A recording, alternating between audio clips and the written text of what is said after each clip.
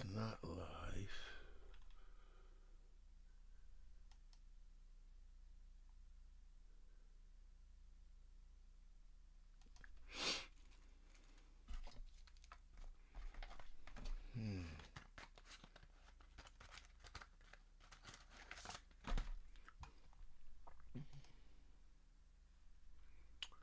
Says I'm streaming, but I'm not streaming, so that don't even make sense.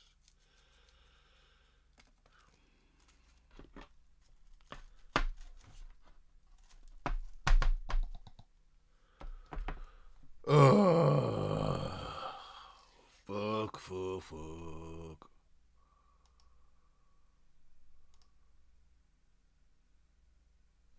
Now it's saying I'm live. That don't even make sense.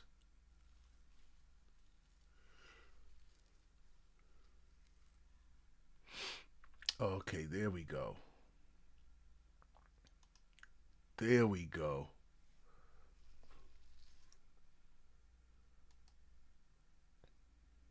Mic check, mic check. We good? Let me roll my spliff real quick.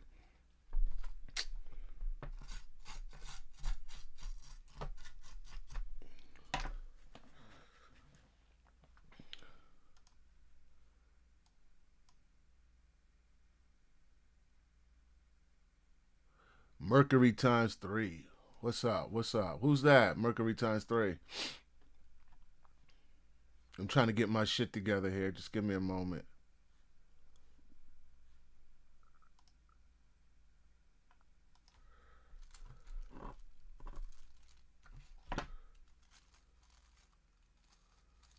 Mercury got to be somebody I know.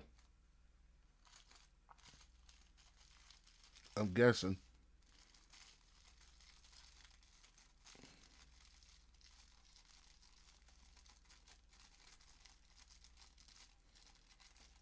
I don't usually do my shows at all at this time of night, but I'm going to try something new.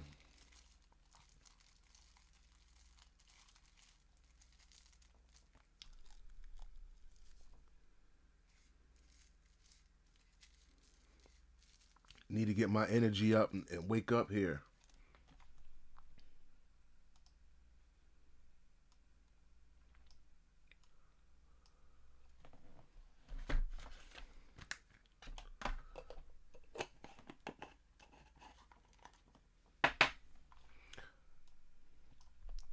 Mercury, can you hear me clear?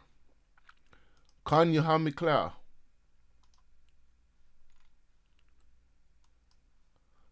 Put on this video.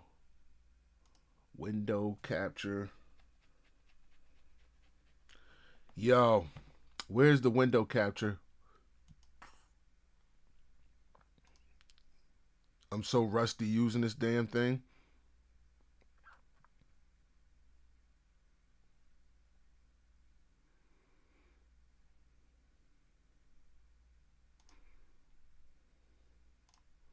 Let's see something there.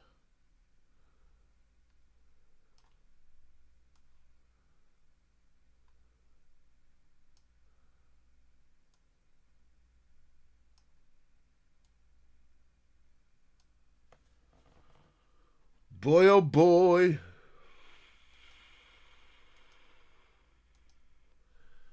That is you?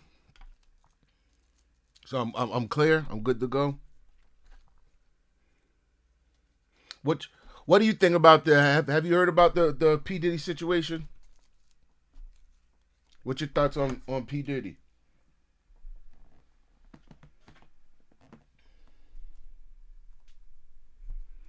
Early in the goddamn morning. Your boy is up.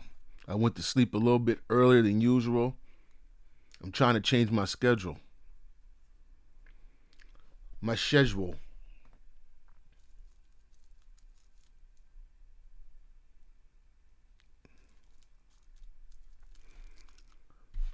I need a little something to wake me up here.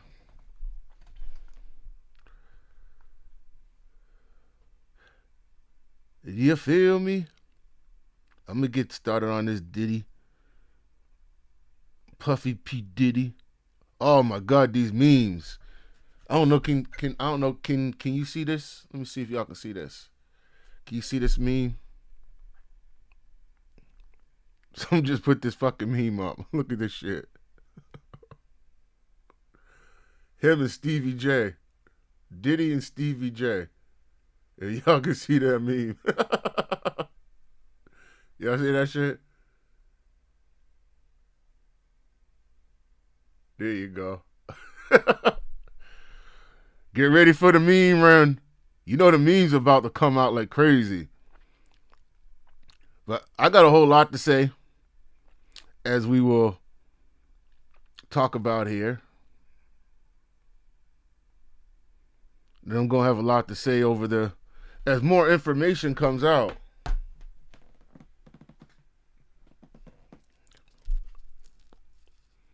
Funny how this shit is surfacing, eh?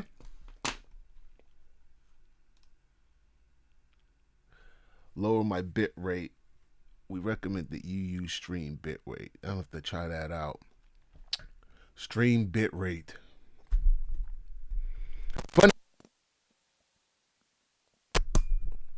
Funny how all this shit came out now. As I gather myself. Diddy do it? Diddy.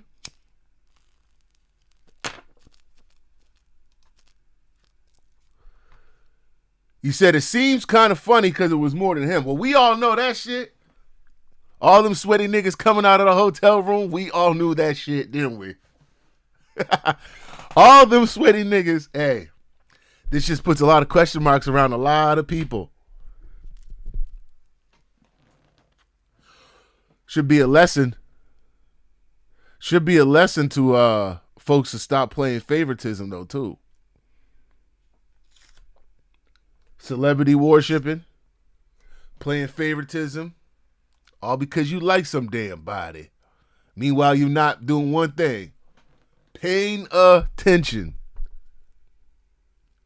You know the people who pay attention to things get called crazy in this world, or a hater. Or you think too much. Ain't that the truth? You think too much. Ain't that some shit to tell another human being? You think too much.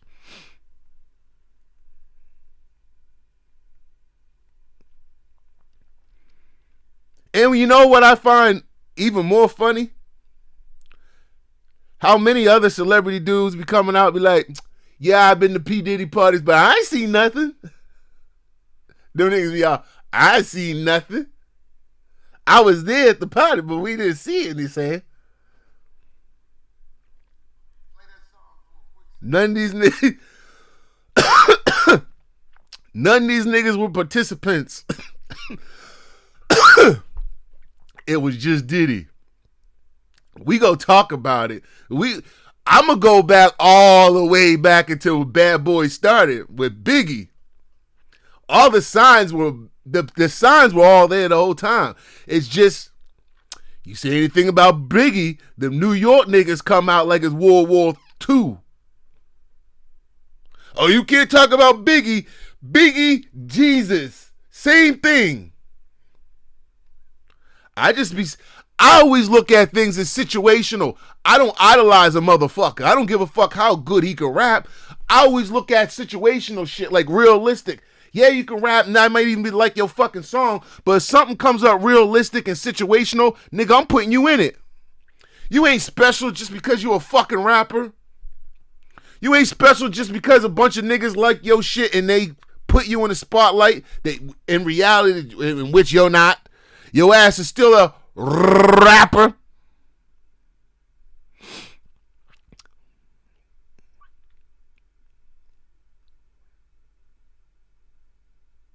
Y'all do me a favor and share this out if y'all got a second. As some of y'all know, I've been not streaming for like 2 years. So I'm trying to get back into the flow of shit here.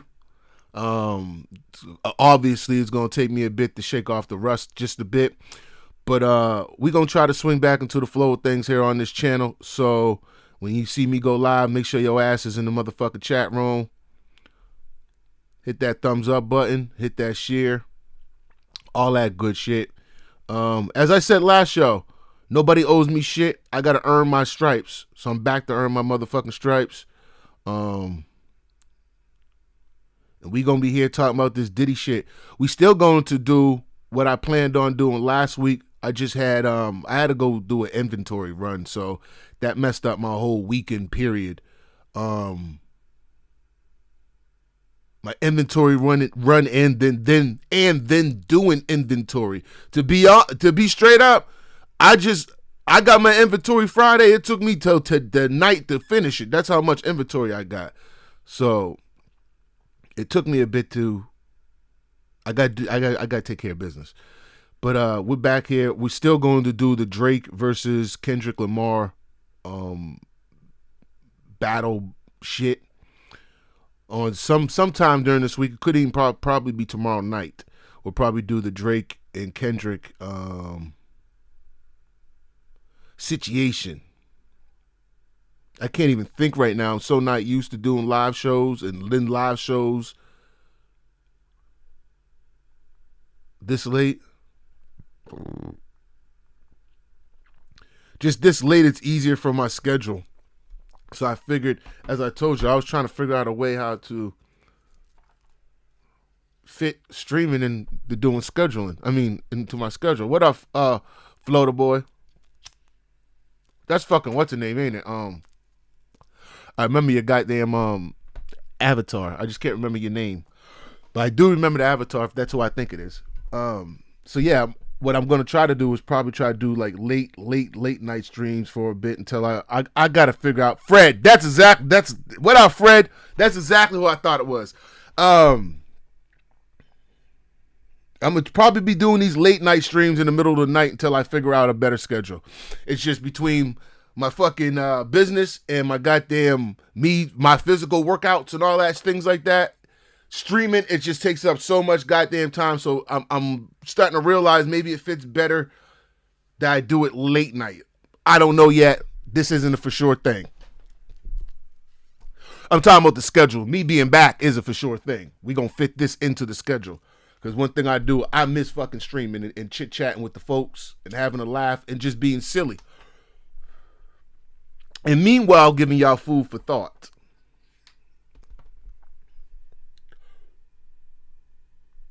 So Diddy is caught up in, they try to lay him with these RICO charges. They gonna stick. They done. Look, let me tell y'all something. One thing I know about the police is they'll be investigating you longer than what you're even noticing.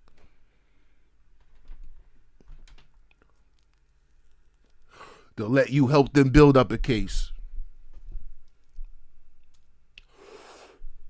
When I look at Diddy is part of the reason why our culture of hip hop went into the wrong lane of looking for attention instead of being about your business and shutting your motherfucking mouth. Like, we had a G code and then we went into, we got to show everything the fuck off. Diddy was part of that. Take that. Part of flossing and representing shit that you don't even need to show the fuck off. That was all Diddy of help changing the culture into that mindset. Yeah, that boy done.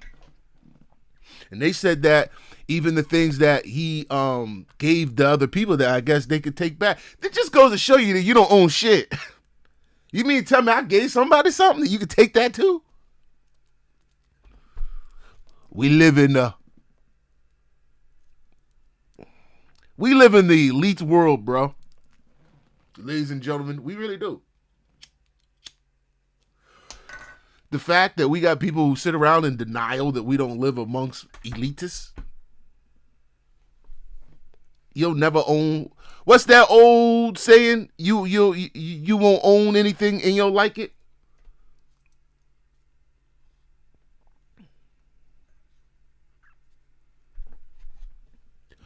You won't own anything and you'll enjoy it, or whatever that shit go.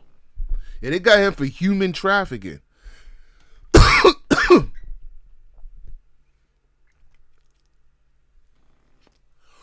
Which I would believe there would be somebody behind the human trafficking. Y'all think Diddy got enough time for human trafficking? I want y'all to think about it. I ain't even as close as rich as Diddy. And I'm busy as shit. I ain't got no motherfucking time for human trafficking. I ain't got no patience to deal with no. He been trafficking. What the fuck? Oh no, I ain't got no time for that shit. I believe he ain't got time for it neither. You just said it yourself. He destroyed the whole music industry with his blackmail. So somebody else is going to come down with Diddy. Somebody else will come down. There is somebody behind the scenes helping with the trafficking. I guarantee you that Diddy is not at the top of the pimping of the trafficking. That's somebody we ain't never seen. That's somebody we ain't never seen. What else stuff? That's street level shit. The trafficker.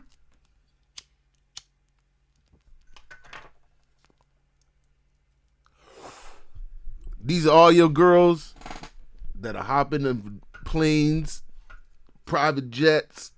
1 minute they in New York in a broke down apartment building. The next minute they on a yacht in Florida. You sitting looking at your Facebook going, how this broke ass hoe end up on a yacht? Diddy did it. You ever notice that? You ever see a hoe you know is broke as shit? All of a sudden she posting pictures in places that you know her financials are not. You start going,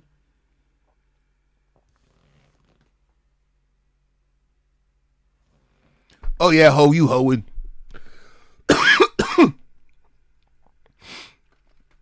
These hoes will protect niggas like Diddy for a croissant. Tell me when I'm lying. For a picture in a croissant. Because they going to make as they say, we going to get our bag.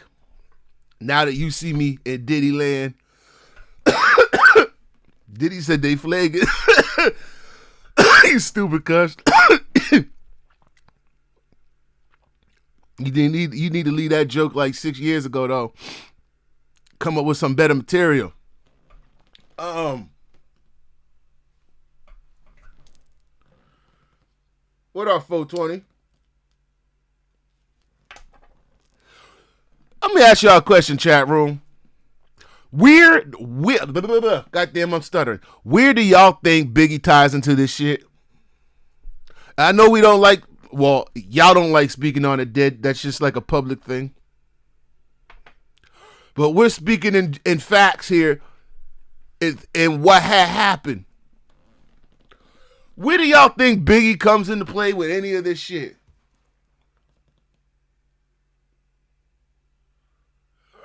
What did Biggie say? Big, black, fat, ugly as ever?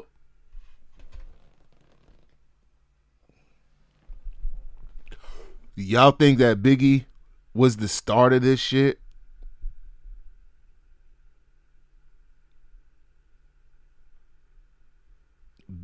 Biggie didn't make him rich.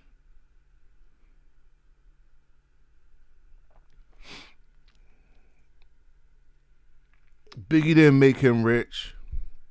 Biggie sold some money. Biggie got him his notoriety. But them record sales ain't what people think, bro. The money, the record sales that you think they're making, it's kind of like, what's that shit that businesses do when you, you pay for something just to get in your tax return? Most album sales are tax write-offs, bro. Them records don't be selling like people think they be selling. It's all hype. That's what the industry is. That's what all Hollywood is. The whole industry. It's a hype industry. If you believe in the hype, you believe in the dream.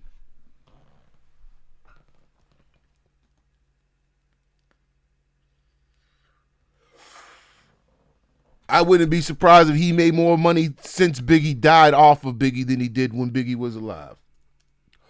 Biggie was a fat nigga that they dressed the fuck up. I'd be kind of getting... Listen, when Biggie's own mother said, I don't know who that boy is,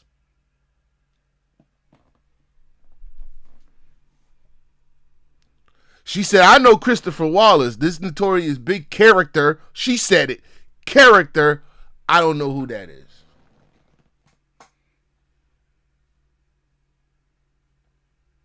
If you was to ask my mother a question like that, my mother would be like, yeah, my mother would say some, I can't speak for my mother, but I'm guaranteeing she would say some shit. Hell yeah, that boy ain't got no sense. That boy all hot. I'm always telling that boy, you gotta chill out. I've been telling that boy since. You know where I'm coming from? I'm gonna be like, yeah, niggas be coming on my door knocking and telling me about my son forever. You know what I'm saying? I believe Biggie was a fucking character. I believe the majority of Bad Boy was a goddamn character. That's what they did.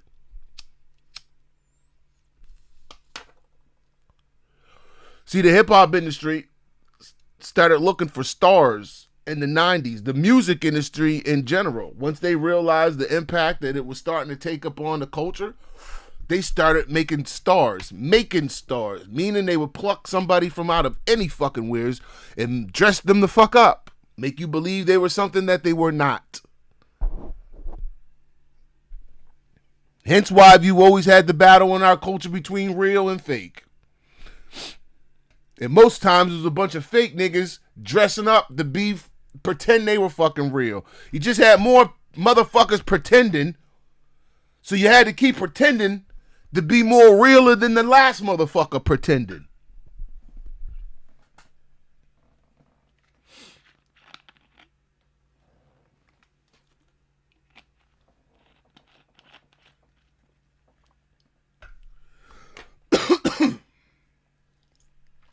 You know you can't say anything about Biggie. A Brooklyn motherfucker will get rid of their fucking first child to protect Biggie name. A rapper. I want y'all to think about this shit. How we do, especially as black folks. We will hold a rapper so near and dear to our heart that we'll Man, listen, man. The way how man fan niggas who they don't actually fucking know, to me is a mental fuckery. I can appreciate a lot of people for what they do. But I'm a situational motherfucker. I'm treating you depending on situational. While you rapping, I'm enjoying you rapping. But if you do something in real life that I don't agree with, I don't fuck with, I ain't gonna go like this nigga raps. He can't do no wrong. I don't know where grown ass men think that shit. I don't know how they process that way of thinking. Right, they got rid of Nas. Not got rid of him, but I know what you're saying. They were trying to make less of Nas. You know why they were trying to make less of Nas? Go listen to the lyrical content compared to Nas and the other New York rappers. The words speak for itself.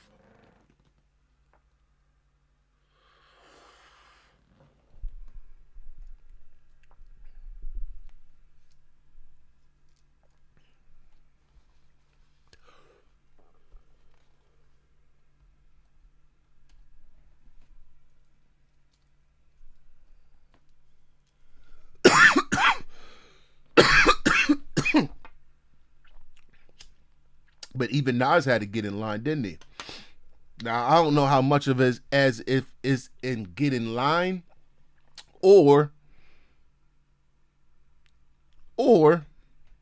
is it a group of rappers now? Because we're quick to say that Jay-Z is part of that too, right? The same shit. Most people will accuse Jay-Z for doing the same shit that Diddy did. We haven't heard of Jay-Z in none of this type of shit, though.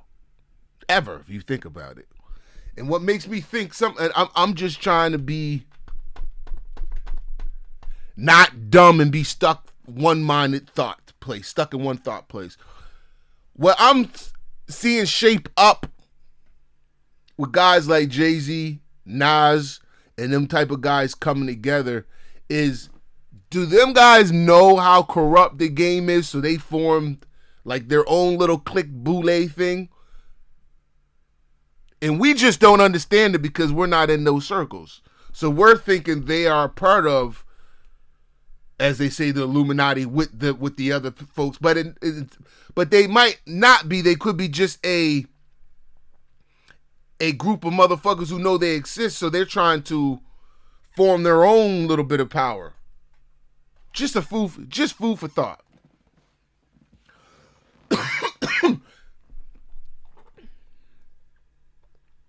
What up, Kenny? You said Jay had to be jealous of Nas. I don't even think it was jealousy between those two. I think like with most situations with black guys, we don't talk first. We don't talk first. The ego comes first. Niggas who we surrounded by speak to us, so the first thing we do is lash the fuck out.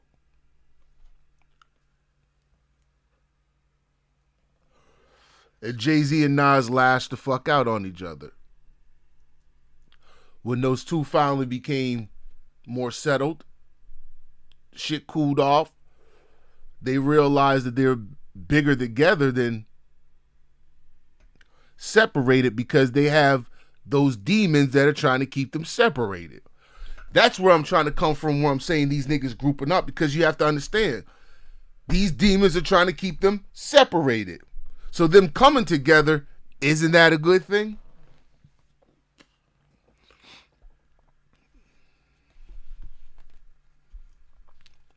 We need more niggas in that industry that knows exactly how the resources are being brought in and breaking down.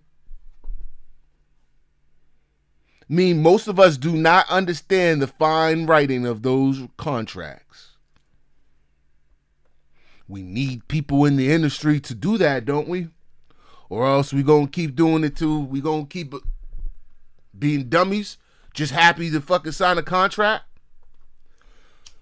So I'm trying not to shit on brothers just because they're successful. Because I noticed that's what we do. Soon as niggas make it, well, they must be part of Illuminati. They all got to be part of Illuminati. They all got to be. You see, they got to be part. In order to make it, you got to be part of Illuminati. I don't think that's necessarily how it works.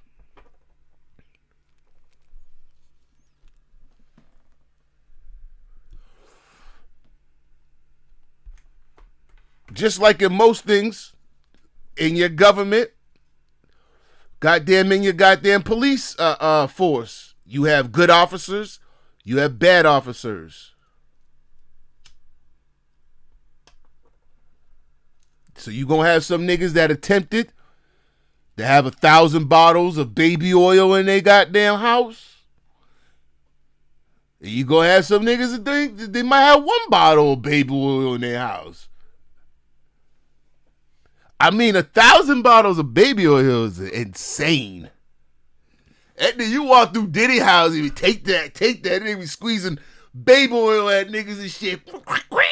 You come in Diddy house, say something stupid, ruin your clothes and shit with baby oil. You gotta go to Diddy house with bum clothes on. Nigga got baby oil forever. Put that nigga on top of the goddamn baby oil logo. Take that baby off and put Diddy on that bitch.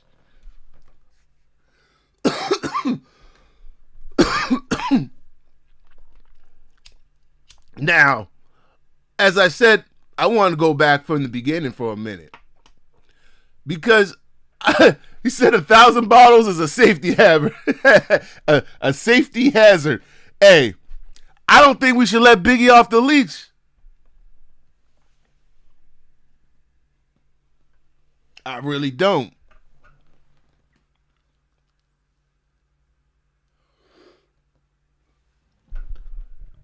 Biggie was spitting demon lyrics back then. Could you not listen to it back then? Go back to 90, well, Biggie came on 93, right? Ready to Die was 93, 94-ish. How the fuck did I know at that age back then that there was something wrong with a lot of those lyrics? Ready to Die is not as good. It's overrated.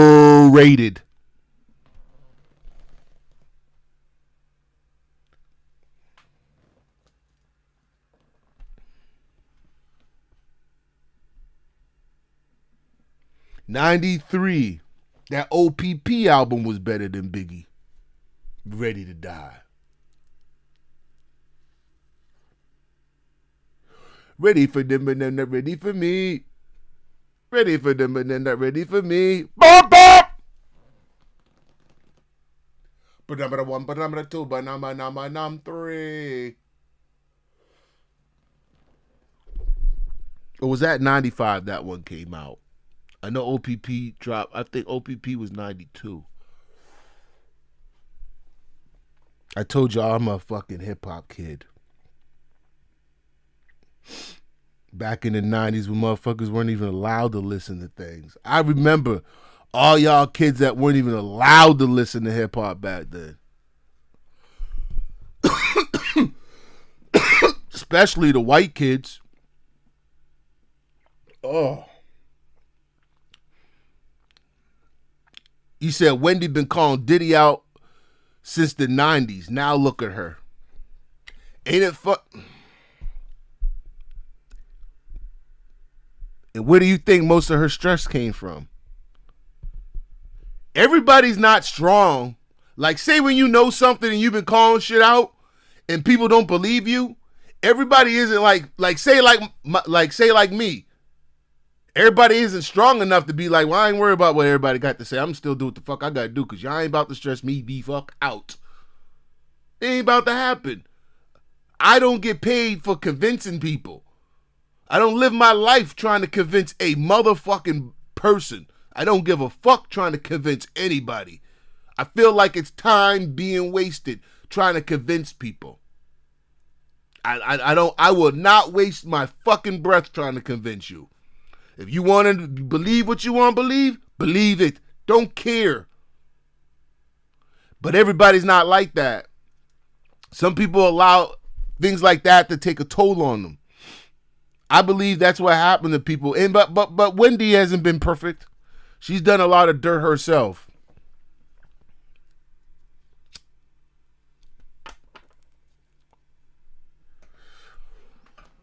Now Biggie was a 300-pound, non-attractive Jamaican nigga that goes, huh. Tell me, well, bitches love that. Go. I'm gonna wait for someone to tell me when bitches ever loved the 300-pound, dark-skinned nigga with a crooked eye that went, I'm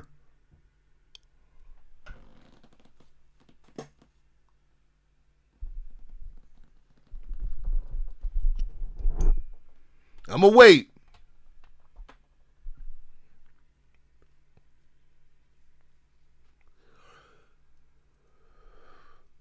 Because I'm sure we all know a nigga to look just like Biggie. And what did they do with Biggie? Come out, try to dress him up as he was a pimp. Biggie didn't pimp. What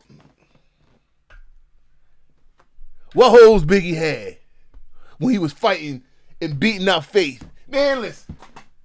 That's what when we favorite motherfuckers instead of looking at what we're actually seeing, it's weird.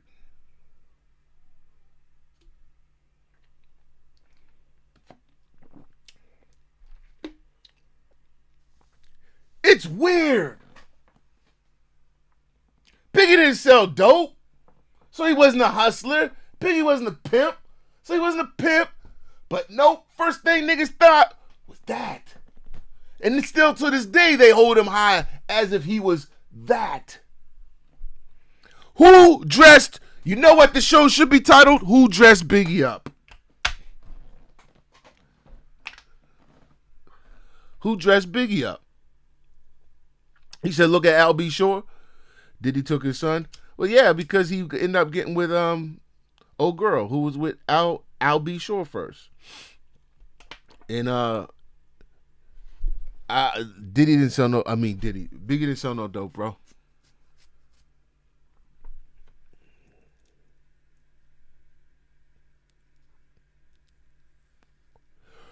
The Tory is big is what you call a character. Sometimes you just have some people around your neighborhood that can rap. Because niggas be practicing this shit. Niggas just be sitting around their hood, bored as shit. Niggas be in a group with their buddies, and we call it a cipher. So niggas, that's how niggas typically learn how to rap. Because you ciphering around with some school homies or whatever. Could be cousins, whatever the fuck, right? Neighborhood cats. But doesn't necessarily mean you were selling dope. Doesn't mean you were selling dope.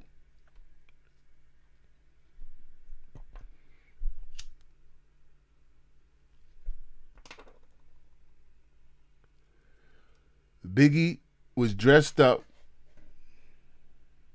by Diddy.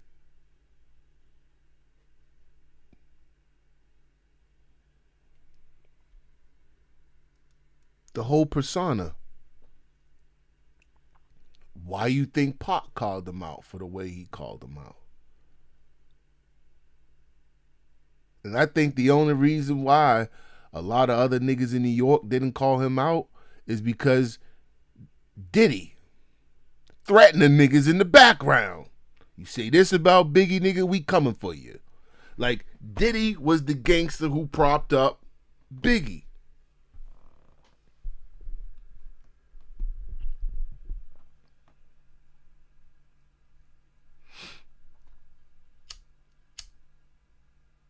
I think Diddy dressed up a lot of niggas.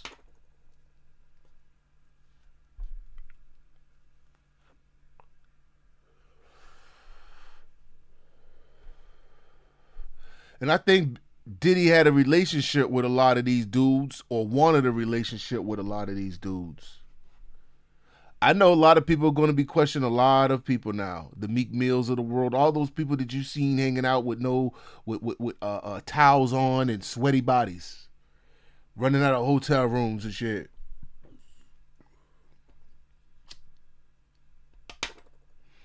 And we're not going to go back and question Biggie because, you know, really, I mean, he's been gone for so long. But I believe this shit has always been going on with Bad Boy. Go back to the Big Papa video.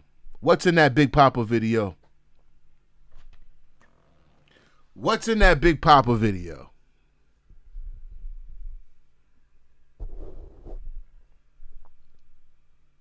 Them niggas is fighting over a Decepticon. Right, Diddy was taught by Clive. He was an intern. And Clive was a gangster. We see this now. You talking 420? We talking about the land of the gangsters now. The people with the real sources, people with the real resources. That's what I'm saying, as in gangsters and what they're doing in their movement. Said Biggie was going to leave Diddy. That's what we heard, but we don't know. We don't actually fucking know that. People just say that shit. We don't actually know that shit.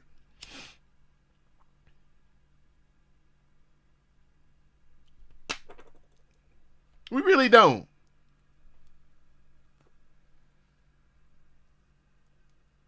Now, mind you, the second album of Biggie's was dope. The first album was overrated. But the second album, the double CD, was sick.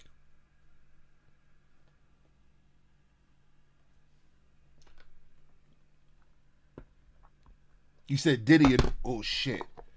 Diddy a narcissist. Nothing new.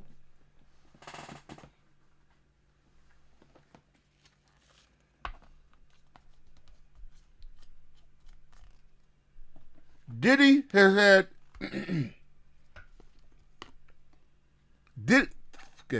Diddy outlasted all his artists. All of them.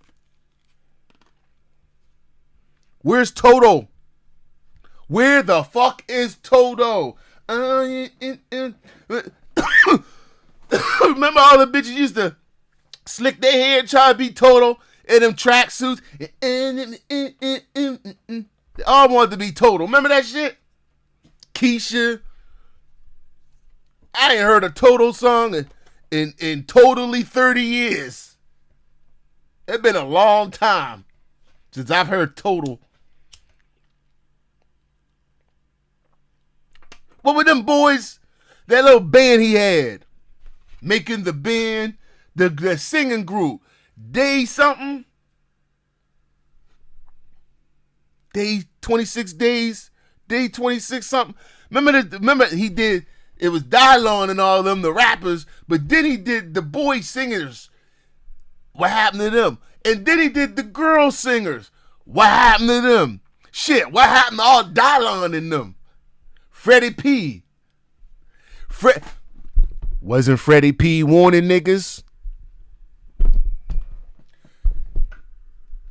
But no, niggas kept joking Freddie P though, didn't they?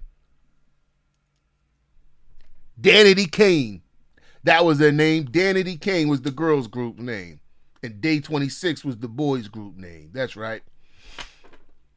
Freddie P was been warning niggas about Diddy.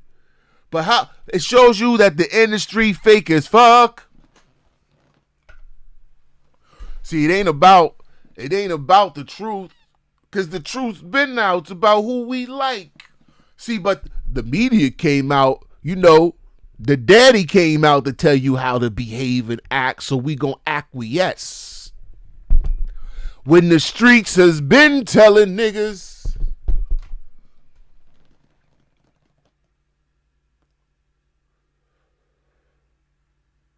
how come we don't give the same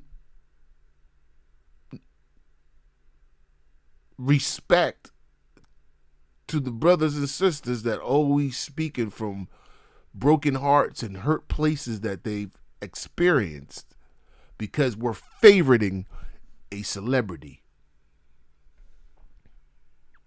News come out, it's almost like a behavior fucking thing. We don't want other people seeing that. I don't disagree with, or which either side the news tell you to be on, agree or disagree, whatever they say. Then you motherfuckers be like, oh, now, yeah, that's right. Weird. But then be the first ones be like, I'm not controlled. I'm my own person. Weird. But y'all lack the ability to do it when other people are going. I just wanted to let you know that motherfucking piece of shit. Oh, no, you's just mad because such and such. Y'all will make up some shit as if you were in the situation, but because it will be something that's socially popular, y'all will just repeat the bullshit because it sounds good instead of going, thought process, letting that bitch marinate or shutting the fuck up, which most people should do. And meanwhile, we end up having larger cases of creeps because we don't be paying it. This is what happens in the fucking hood. Same thing with the people who are ruining your hood. Motherfuckers wait until after the little boy or little girl that got fucking innocently shot or killed. Motherfuckers been warning you, hey, that dumb nigga over there, you better watch him. Oh, no, you can't say nothing. That's my cousin. My cousin just came home and he tried to change. That mentality. Sadly, we live in the land of the dummies, where I believe the majority think like that, which outweighs the actual intelligent people. Hence why, the no child left behind syndrome. I believe we've done that as a society. Remember when George Bush said no child left behind, which was pertaining to leaving children behind in school? For years, I always looked deep into that saying, especially in the last 10 years or so, and realized he wasn't talking about children in school. He was talking about society. The smart people have to slow down and be compassionate. You can't actually think any higher or further than the people who can't think for themselves.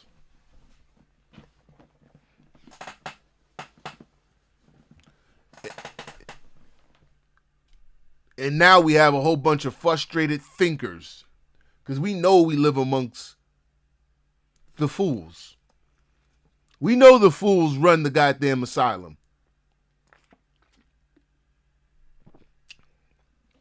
We know the fools run the asylum.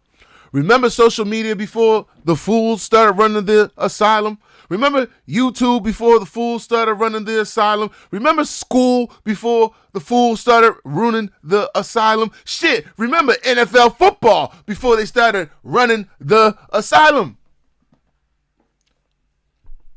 Soon as you start letting motherfuckers run the asylum, soon as you start, we start listening to them. Oh, you know, we got to listen to them. We got to listen to them. And them motherfuckers, they just don't want to be heard. No, everybody got to listen to them. And they'll harass you if you're not listening to them.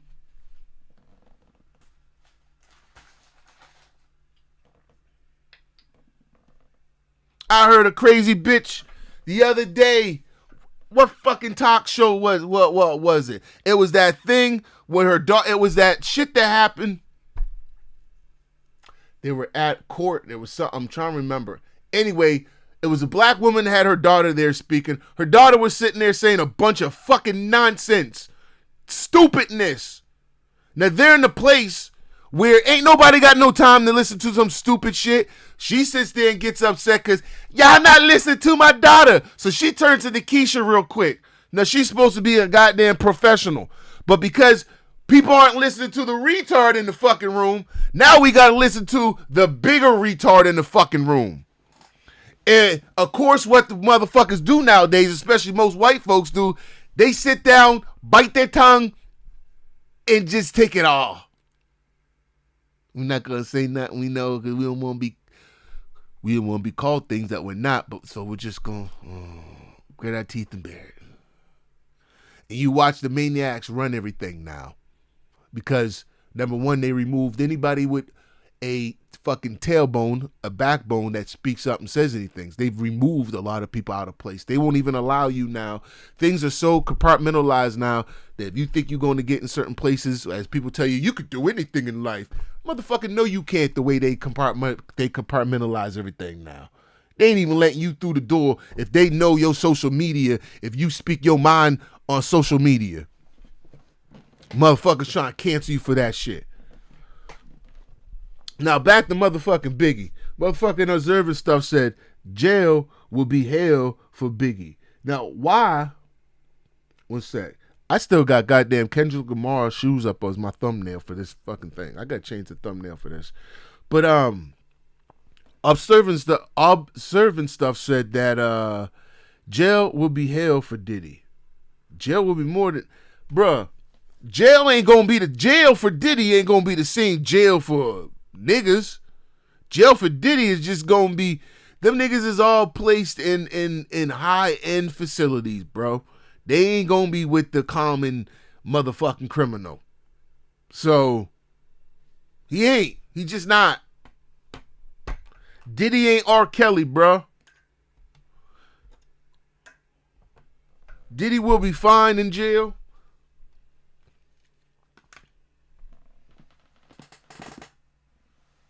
Diddy will be fine in jail.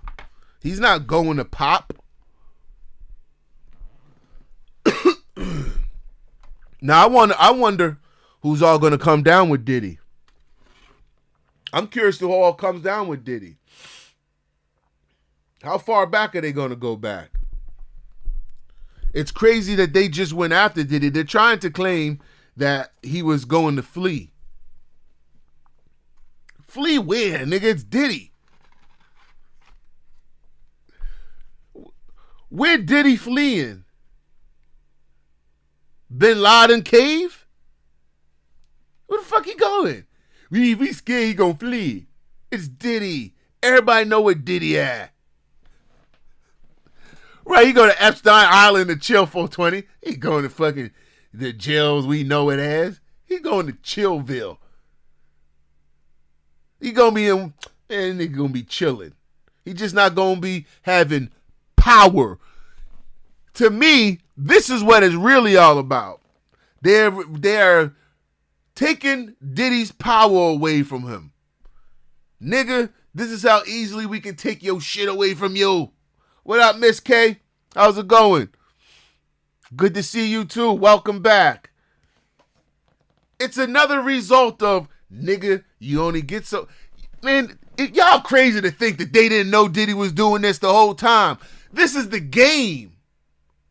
This is the game. This is why I be trying to tell niggas stop playing the game. If we can't do it the way that we needed to do it, designed properly, nigga, y'all keep playing these folk game. Keep playing these folk game.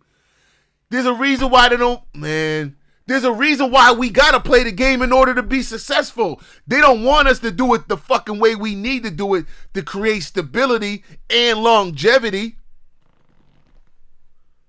And to where they don't have something hanging over our heads to take our possessions. Right, exactly, Tree. Who he piss off? Nigga, Diddy been doing this shit for 30 years? Man, come on. You type some wrong shit on the internet, watch the goddamn feds be at your goddamn crib. Go ahead, try it. Take the wrong thing, one of y'all. You mean to tell me they ain't been... Man, come on, bro. This is a fucking game. We're just now seeing them have their party. This is them reminding us, remember who own you niggas. Remember, we let you get as big as you want to, nigga, but as soon as it... Ka-clunk.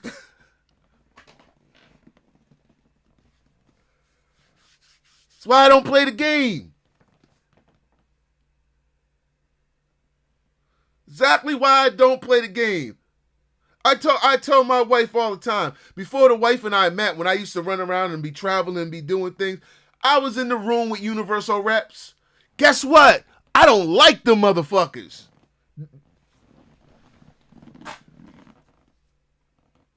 If you have never experienced as a street motherfucker who I can create my culture from the street. I've already done it and prove it. So when you go into these rooms with these type of people, there's a lot of things very off-putting. Unless you're just that desperate to make it. There's a lot of things very off-putting. The industry is set up to milk niggas for your creativity and for your goddamn brand. That's why the moment, you ever notice the moment an artist goes indie, you ever notice an artist could be signed to a big label, but the moment he goes indie, everything about him dies down. Everything. I don't find that weird. They make sure they push new nigga after new nigga after new nigga after new nigga after new nigga. You don't know where the nigga come from. All of a sudden, new nigga, little bag over his head. Why? We ain't even done listening to Lil Target. We weren't even finished listening. We didn't even get a second Lil Walmart album. Huh? We didn't get the third Jiggy Black album. All of a sudden now we got P Shooter coming already. P Shooter more ignorant than PD Black. Because once niggas get in the industry, we start smarting up a little bit.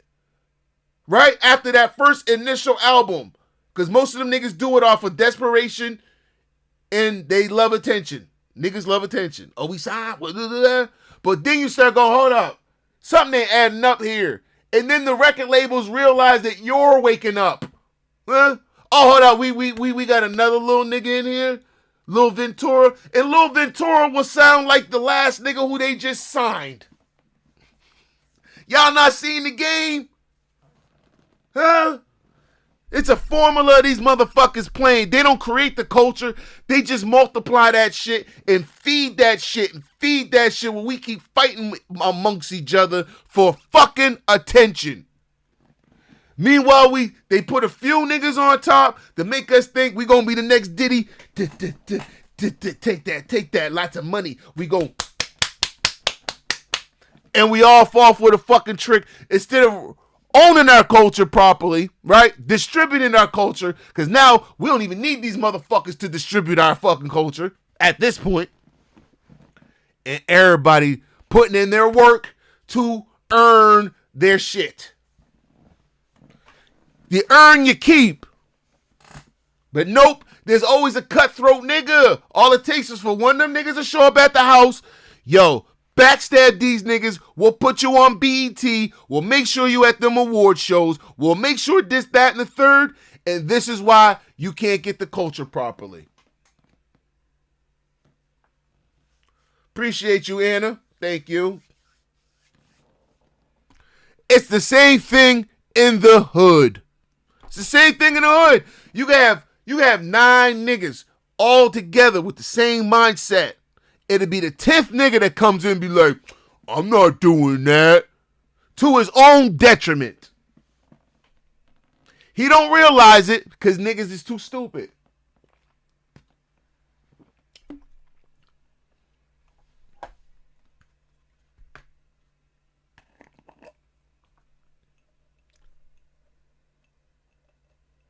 Diddy, hey, whoever was getting their pussy broke open by Diddy, did he do it?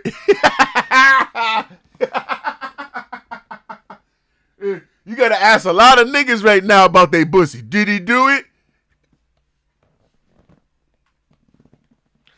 Look, I met Nelly's crew, Nelly's representatives, his what do they call them? I'm having a tongue tie right now. The team, what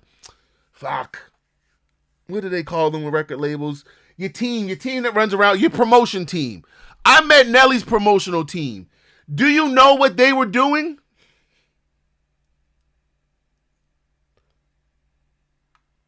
We're all in the club one night. These niggas come up to the table with like 4 boxes of Nelly albums. He was dropping... It would have been 2008. Whatever album that nigga dropped, 2008. No. His street team. Not the Lunatics.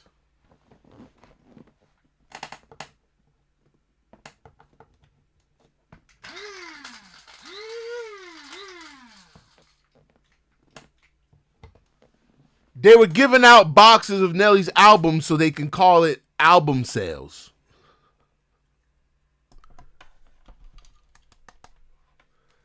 This was the conversation that we were talking. Like, I was talking with these motherfuckers, and we were just talking about the whole shit. It was like, yeah, we gotta... This is what they gotta do. This is what they gotta do. I mean, they gotta do tax write-offs somehow. Y'all, man, the industry is a game. One big motherfucking game. Why you think all the music niggas is trying to get into other ventures? Because that's where the more... I'd rather make $20 million shooting a movie. You know how hard it is to make $20 million rapping? Not unless you're getting paid heavily to tour. It's the only way you're going to make that $20 million. And most artists ain't making enough money to make $20 million touring. That's goddamn Jay-Z and Michael Jackson and shit. Like, that's motherfuckers like that make money like that. Every rapper is not making that kind of money.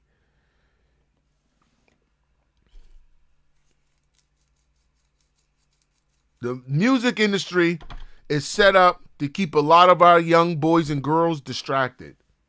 To keep them away from being things that are actually help build up their culture and their tribe. Our families need more people that are goddamn building contractors. Tell me where I'm lying. How many of our fucking boys and girls are building contractors? Or people who bypass fucking zoning things that keep us away from actually being successful. Because we gotta go talk to the fucking donut eating nigga from his chin to his fucking... I don't have to talk to you motherfuckers. Them motherfuckers. Oh, you're making sense? I don't have to talk to you. Them the niggas we need to replace. Y'all know who I'm talking about. Jerry and them. Karen and them. They need to be replaced. That little fidgety fucking bitch. That one. The fidgety bitch with no social skills. Yeah, we need to raise more kids with better social skills to fill these jobs or create jobs that help better us, to help better the tribe.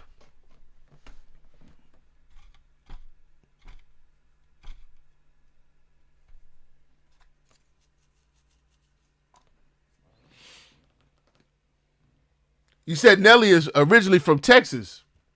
I didn't know that. I didn't know that. I always thought Nelly was from the Lou. But it do make sense. He do got that twang. Hey,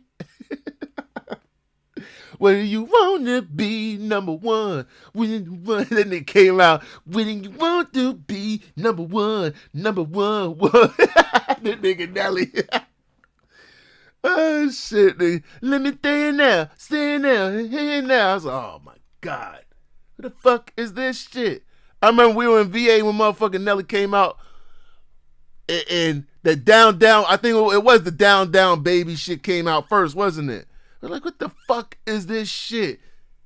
If you don't know, back in the 90s, BT played everything over and over and over and over and over.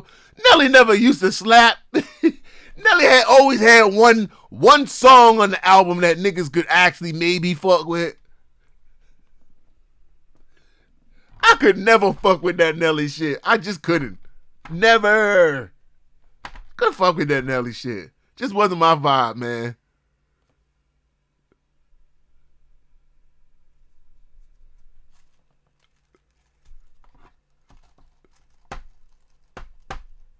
I could never get with the down. I just the down baby. It was like nails on a chalkboard. I just couldn't. I couldn't fuck with it, man. Couldn't fuck with it. And then this nigga brought up a bunch of rappers with him who couldn't rap.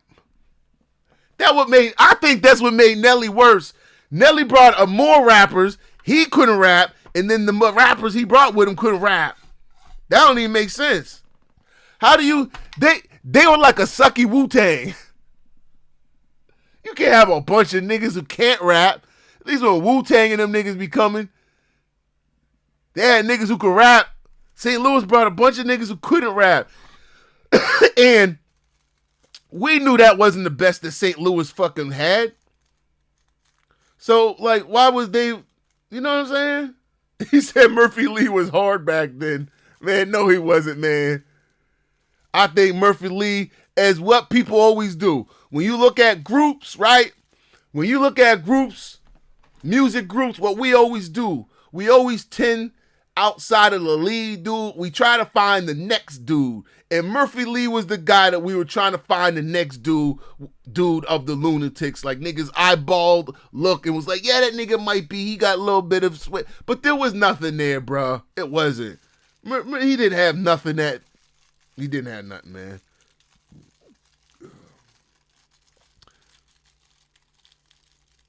I'm going to ask you guys in the chat room a question. You guys think Biggie had anything to do with this stuff, though? Or are Brooklyn niggas going to be like, man, Diddy didn't do this shit back then before Biggie. All this shit happened after Biggie. It was life after death. All this Diddy shit was life after death. Do y'all think Biggie had anything to do with this stuff? Cause look, bro, are we not going to? I told you I'm going all the way back first. Are we not going to question some of Biggie's fucking lyrics, man?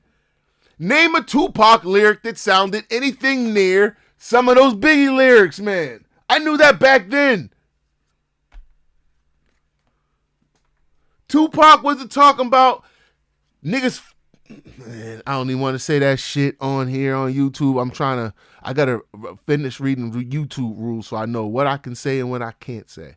Biggie was talking about putting Tootsie Rolls, putting the cream in Tootsie Rolls, okay? Of, was it little girls, little boys, or whatever the fuck? What else? That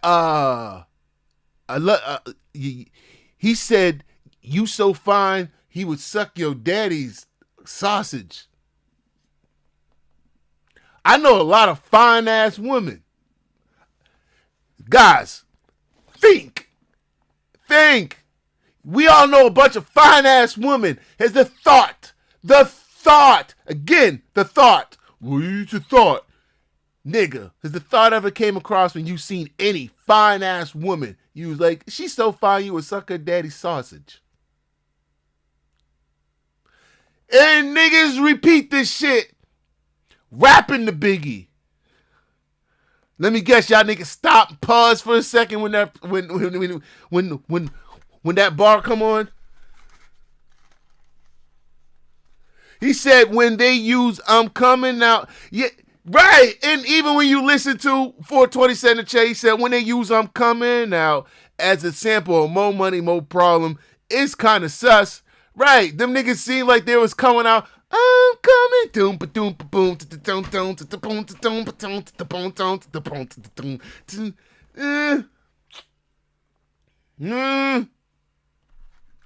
And again, well, man, listen, bro. Biggie was dressed up, man. Biggie was cosplaying, man. I just gotta keep it. Fuck all that favoritism shit, man. Fuck all that bullshit, bro. Biggie was cosplaying, my nigga.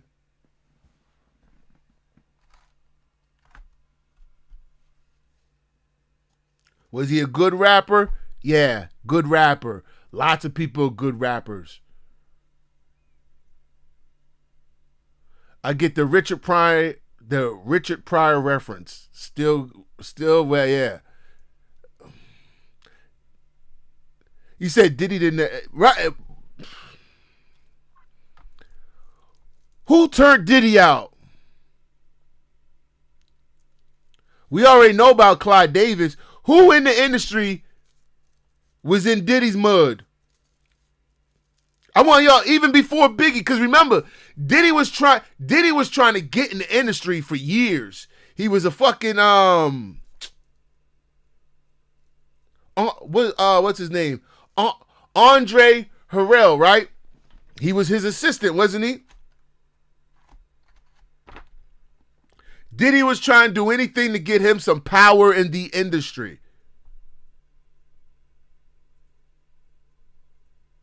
Thank you, Miss Anna. She said it for me. Andre Harrell.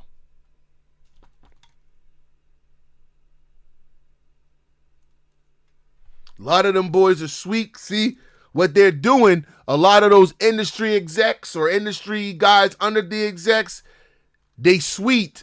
And they're looking for vulnerable little black boys in coming out of poverty, looking to get money. What do you think they're offering a lot of these boys? And if they get any hint that you're not like about that shit, they're not putting you on. But if you may be able to be, do them a favor, they'll do you a favor. Because people never talk about these industry execs. And a lot of them are one of those things in the bakery aisle with the fruit on top. We got to watch our language around here. So as I go, I'm going to be changing my language up.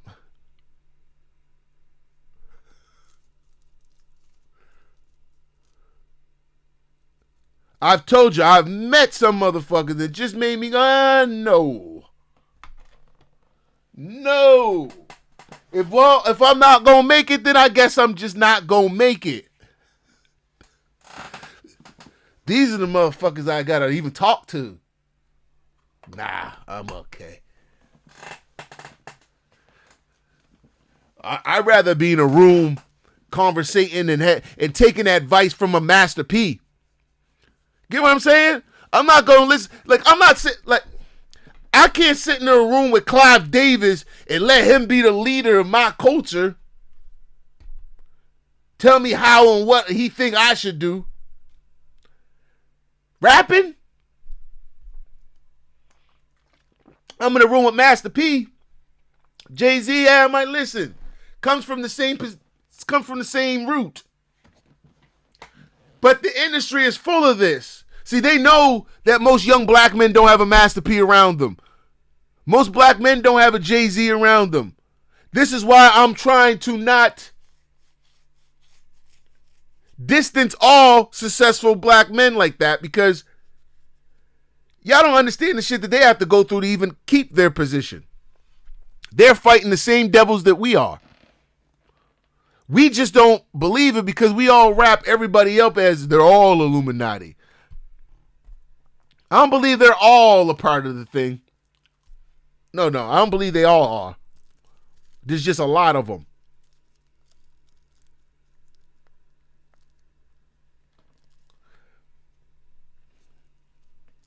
It's kind of like a distraction. So you don't pay attention to what you should be paying attention to. So you think everybody's just a part of them. Do you get where I'm coming from? So that way we kill the messenger.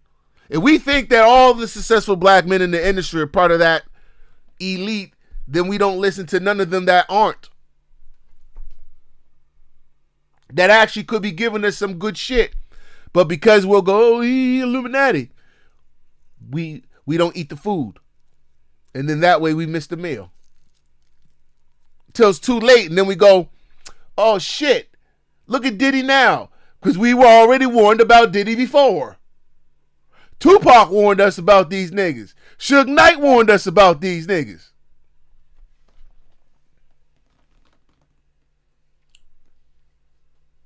I think 50 Cent even warned us about Diddy.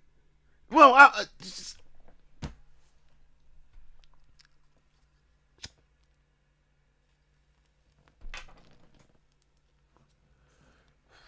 did Meek Mill know about the 1,000 bottles of baby oil? We might have to put up a poll. Does Meek Mill know about the 1,000 bottles of baby oil?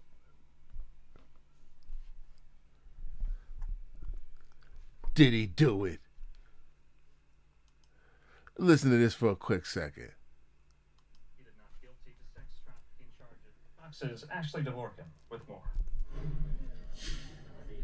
Rapper Sean Diddy Combs now facing sex trafficking and racketeering conspiracy charges following a months-long investigation. He appeared before a federal judge in New York on Tuesday, pleading not guilty and will remain behind bars. The indictment alleges that between at least 2008 and the present, Combs abused, threatened, and coerced victims to fulfill his sexual desires, protect his reputation, and conceal his conduct. Prosecutors claim the rapper ran a criminal enterprise through his business empire, where he and his associates engaged in sex trafficking and forced labor. He's also accused...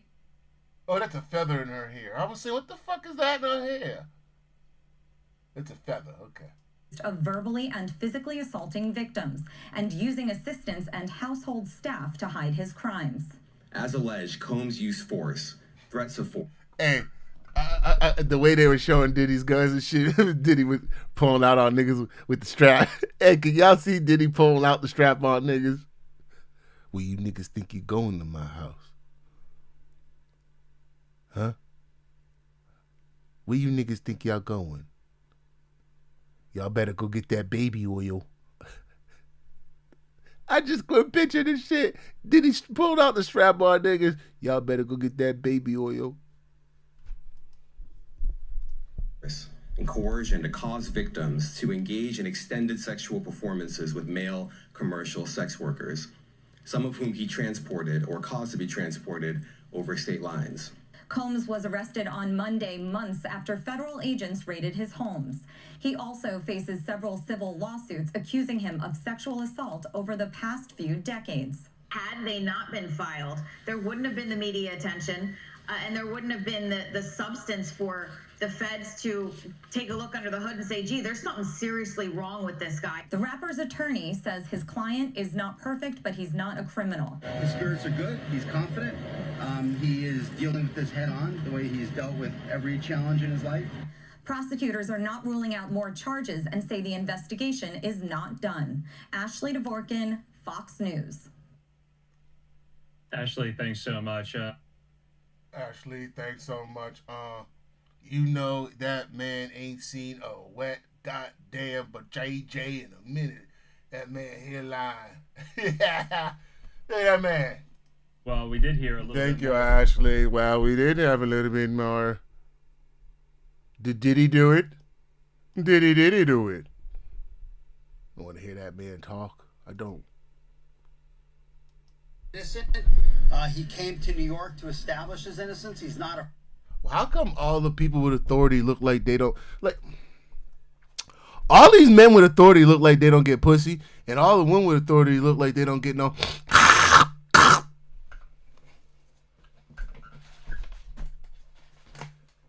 I'm just saying. Tell me what I'm like. And y'all wondering why we be having the sex trafficking and shit. The world is ran by a bunch of motherfuckers. But it's like the unattractive run things, and like the good people, the good looking people, we don't have to run people's lives because, like, I don't know, that shit weird than a bitch. But I know I'm not wrong. You can just feel what I'm saying. Unattractive people want to run people's lives, and attractive people just want to run their own lives. Am I wrong or am I right? I'm fucking right than a motherfucker. I know I am. Afraid. He's not afraid of the charges. There's nothing that the government said in their presentation today that changes anyone's mind about anything. He's been looking forward to this day. He's been looking forward to clearing his name, and he's going to clear his name. And we're going to stand by his side as he does. We believe in him wholeheartedly. He didn't do these things. This was a 10-year relationship. There's no coercion. There's no crime. There's basically just, someone who brought a civil case and now is finding themselves as a witness in a criminal case. And we're going to fight this case with everything. Y'all hear this shit? We have, as is he, and eventually he's going to be shown to be innocent. Hey, what if he is innocent? What if he is eventually shown to be innocent? And this will again prove even kind of what I'm talking about tonight. Because not that I give a fuck. I ain't on Diddy's side at all. But my point is, what if he is? What if all the evidence comes to find out that he is innocent?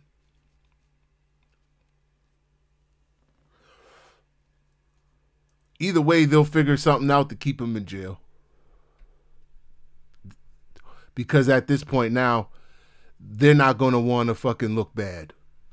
So either way, they going to nail him with something. And so tomorrow we fight again, and we'll fight every day until we don't have to fight anymore. I don't know. The question is, why did it happen last night instead of today? I don't know the answer to that question. I just want to make one point very clear. We have no power. All we can do is show good faith. He got on a plane and he came here. And if he stayed here for one day before the case started, or for 1 year before the case started, he was going to stay as long as he needed to stay. It ends up being only 12 days. That's fine. That's what the government wanted to do. The government didn't want him to turn himself in. He came here to turn himself in. Why doesn't the government want him to turn himself in? Because then they can't ask for detention. So they go and they arrest him. They arrest a guy who came to New York to turn himself in. But we're going to make all these points again tomorrow, and we'll make him as much as we can until we get him out. So that's all I have. Yeah, tomorrow. Huh? Tomorrow. Yeah, tomorrow. Wait, what was the question? We're appealing it. Y'all got to understand. Let me tell y'all something. What I said about raising our children to be these type of jobs. Do you know why? What I just said, Miss Anna? These ugly looking motherfuckers will take the time to read through every fine line of laws and through every piece of paper to either get over on people or to get over in between the law. These people will spend their time to do it over and over, just like there'd be one mother that will spend her time and harass the school board when it's just one problem with one child. Instead of her correcting that child, she'll harass the school board.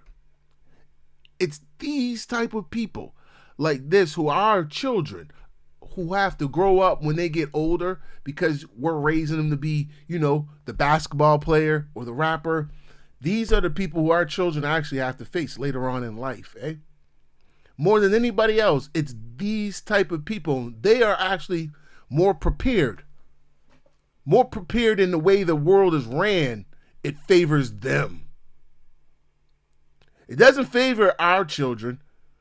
All it does is for our children to grow up to be taxpayers. Bill payers. Somebody baby daddy paying child support. Meanwhile, you got households that are raising their little fucking Jerry's and Tom and whatever the fuck that girl name is to be the pest of the fucking world. Yeah, we're no bail. He's detained. We're appealing it. Oh, I'm sorry. We're appealing the decision to hold him without bail. Tomorrow at 3:30. 3:30, same place. Bail appeal. Bail appeal tomorrow at 3:30, same courtroom, different judge. He's doing fine. He's a fighter. He's a fighter, and he's gonna fight this. All right, I'm gonna go. Thank you. I don't get it. All right, so you heard there. Sir, did he do it? Did he do it? No, it's facts though, Miss Anna. These are the people our children gonna have to fight. We don't prepare them. Our children ain't even reading books properly. Children nowadays are goddamn YouTube babies and shit. Netflix, Disney Plus, YouTube babies. Meanwhile, they raising Agnes, Laura, or whatever the fuck their name is.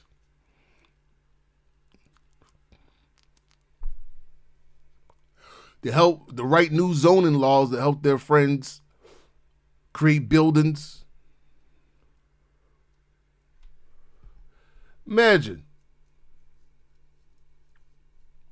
That's too boring for niggas. I want you, and you need to understand the more you think about it, and even in saying it, we know that's how most of us think. That's too boring for niggas. So you don't think that they don't know that, and they set fucking certain things up to keep your attention on those things. Like, we're gonna let these niggas think. Here's hip hop for y'all. Here's this for y'all. We'll let you think you're going on. We're gonna let you rise so high.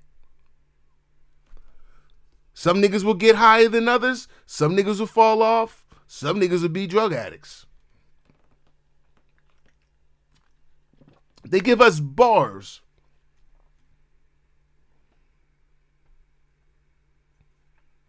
I was watching football this past weekend. And I'm looking at all these different coaches in football, right? A lot of them have been around for years. They played on really bad teams. They've never won shit. You know what they keep getting? Football jobs. I thought, and I said, damn, it is true what people have been saying about, these industries, these football industries and sports industries. These guys are it's like a one big buddy system. These guys ain't won shit. You'll get a goddamn TV pump these niggas up, and you'll get to believing this coordinator's really good, this coordinator really good, this coordinator good for the first couple of weeks. Then, as the season progresses, this coordinator bad. He need to be gone. He need to get fired. He get fired. 2 days later, that coordinator got another job on another team. Same thing will happen the next year. Hype him up, go bad. Get fired, another team. That don't make sense. It's a weird industry. Buddy system. Usually when it happens, as they say, with a black coach, you do bad, they gone.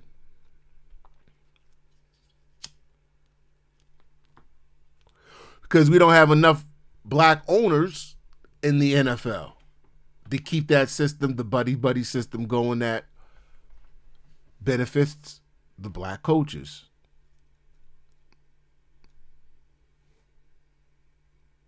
They will rehire some of those same coaches. I've seen a coach, he's with, it's not Denver, it's one of the teams. Anyway, he got fired for having a really bad record with the team. He left for maybe 2 years or so, maybe 3 or 4 years, Guess where he's back at after going through other teams? He's right back on the team that fired him for having the bad record. Same position as a coach.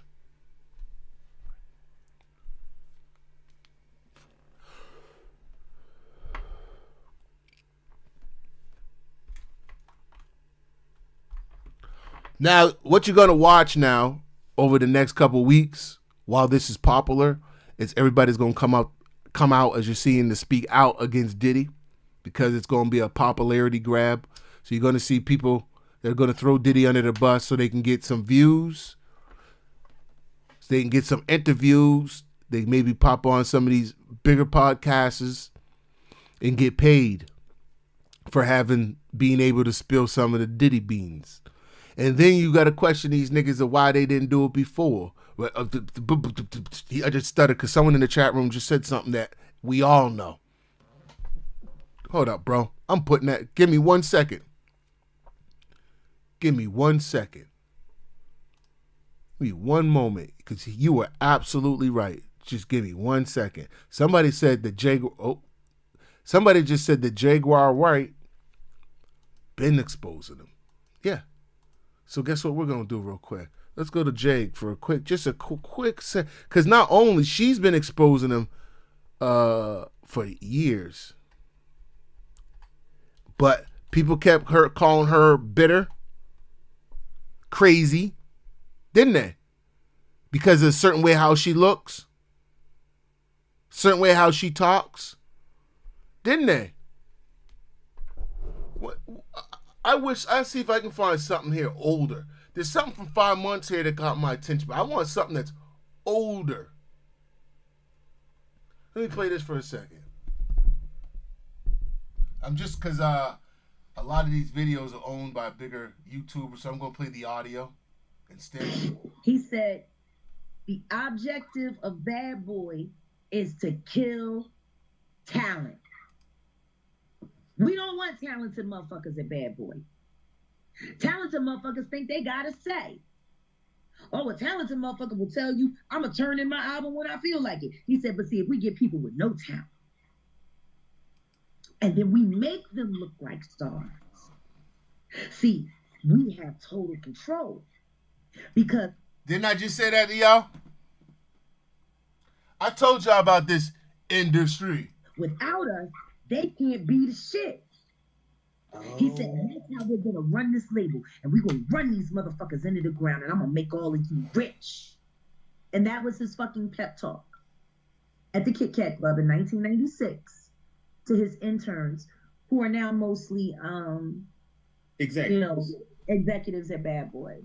So that explains making the band, bringing unknowns, not... He said, did I or did I not just say this shit? Let me tell y'all something. Y'all think y'all know me, but y'all don't know me. When I speak upon the industry shit, it's from experience, not as a fucking fan. Why is it that a lot of us who have dealt in the actual industry all speak like this? We're just bitter because we make it. Niggas could be living good as fuck. We didn't hear you in your top 100. You wasn't in the top 100. You didn't make it.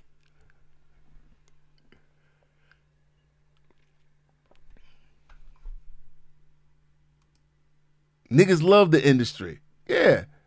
Well, I knew she wasn't lying anyway because I know of Jaguar through people. So Jaguar has been speaking this shit for years. When they tell you years, 4 years. That's why I said I wish I could find some of the older stuff. Because when I tell you, Jaguar's been speaking on this shit. But, again, what do we do? Because she wasn't the popular one. We discredit our people. We discredit the messenger. We do it all the fucking time. Still to this day. Because we are a group of followers. To be honest, when you look at our culture, for the most part, we are a group of followers. I believe, I don't know where it started, but I think it may have started somewhere from the Baptist church days, being segregated amongst whites. I think that's where a lot of the we have to shame you into thinking the same way kind of thing started. I could be wrong, but being a revisionist and paying attention to history, I believe a lot of our problems like that started from there. Let me see if I can find something else about Diddy. One sec. Play the audio. Where's it at? I see a lot of people talking about Jay-Z panicking because of P. Diddy. I don't remember Jay-Z hanging with Diddy like that. Like, Diddy was tight with Biggie, but Diddy never really hung with Diddy and Jay-Z. They weren't a thing like that. And if he's behind it, you mean did Beyonce know? Or let me guess. If Diddy did it, Beyonce didn't know, and she's going to divorce Jay-Z now. That's going to be... That'll be the next thing. Jay-Z knew it. Beyonce didn't know. She's divorcing Jay-Z. There's so much Jaguar right on here. Holy man. Look. But look, when you listen to the sister, she's been speaking on this shit. I can't wait. I can't wait for everybody to find out what's really been going on in the background. Real life. I ain't trying to play all that. But listen, you think about it.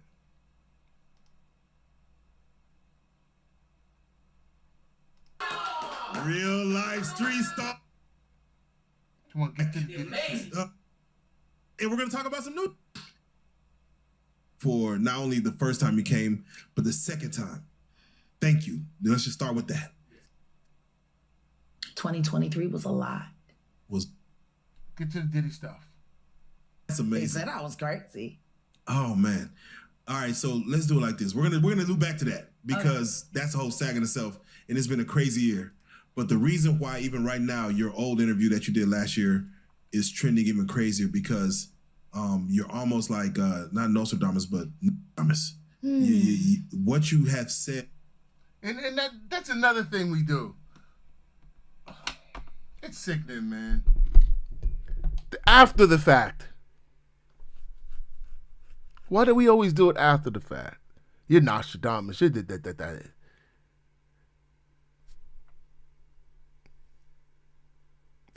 After people get hurt. It's a weird thing we do. Wow. You know, the day of the raid, I got a lot of notifications. I got a lot of ads. I got a lot of mentions. I got a lot of phone calls. I'm not trying to hear all that. I'm trying to hear, did he do it? Oh. And another one. Oh, wow. Okay. So, address out there, police look. Make sure his wife went to jail so that they could poison her to death. Hold on, what? How YouTube paid him to betray his wife and, Okay. you know, make sure his wife went to jail so that they could poison her. Who? To death. We're going to circle right back to that. Jeez Louise. Oh, my God. So, hold on. When you said the day. You talking about Diddy? What? Hold on. I'm going to backtrack here a little bit so I can get that, so I can listen to the lead-in to what she's saying. Choice but to snitch on how YouTube paid him to betray his wife and. Who?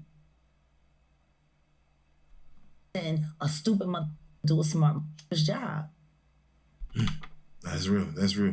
And This is about to be a great conversation because when you say YouTube boyfriend and girlfriends, yeah, YouTube has been sending me people. Yeah, we didn't even ever since they had to keep my husband quiet because, you know, once he gets arrested for blowing up the car, he's gonna have no choice but to snitch on how YouTube paid him to betray his wife and what the fuck is she make talking sure his about? wife went to jail so that they could poison her to death. What the fuck is she? Yo, that may be another topic there. But what the fuck is she talking about? YouTube paid her husband to... Okay, I won't... We try to stay in the Diddy land here, so I'm still trying to find her when she actually goes in the conversation about Diddy. Try to stay on topic. That he had people in the force and they wanted to make sure that went through legit. So they ain't tell nobody whose houses they was going to. If that's why you see the guns. The cops didn't know that it was Diddy's house over there in Beverly Hills around the corner from the Playboy Mansion. They didn't know until they seen the kids. So what are your thoughts on the show of force, even not knowing? They did their job. He's a sex worker. He's got guns and he's got semen-coated fucking VHS tapes. She said he got semen-coated VHS tapes. Tell me that ain't some funny shit. I was semen all over my VHSs. Oh, semen, bitch. Semen all over my VHS, bitch.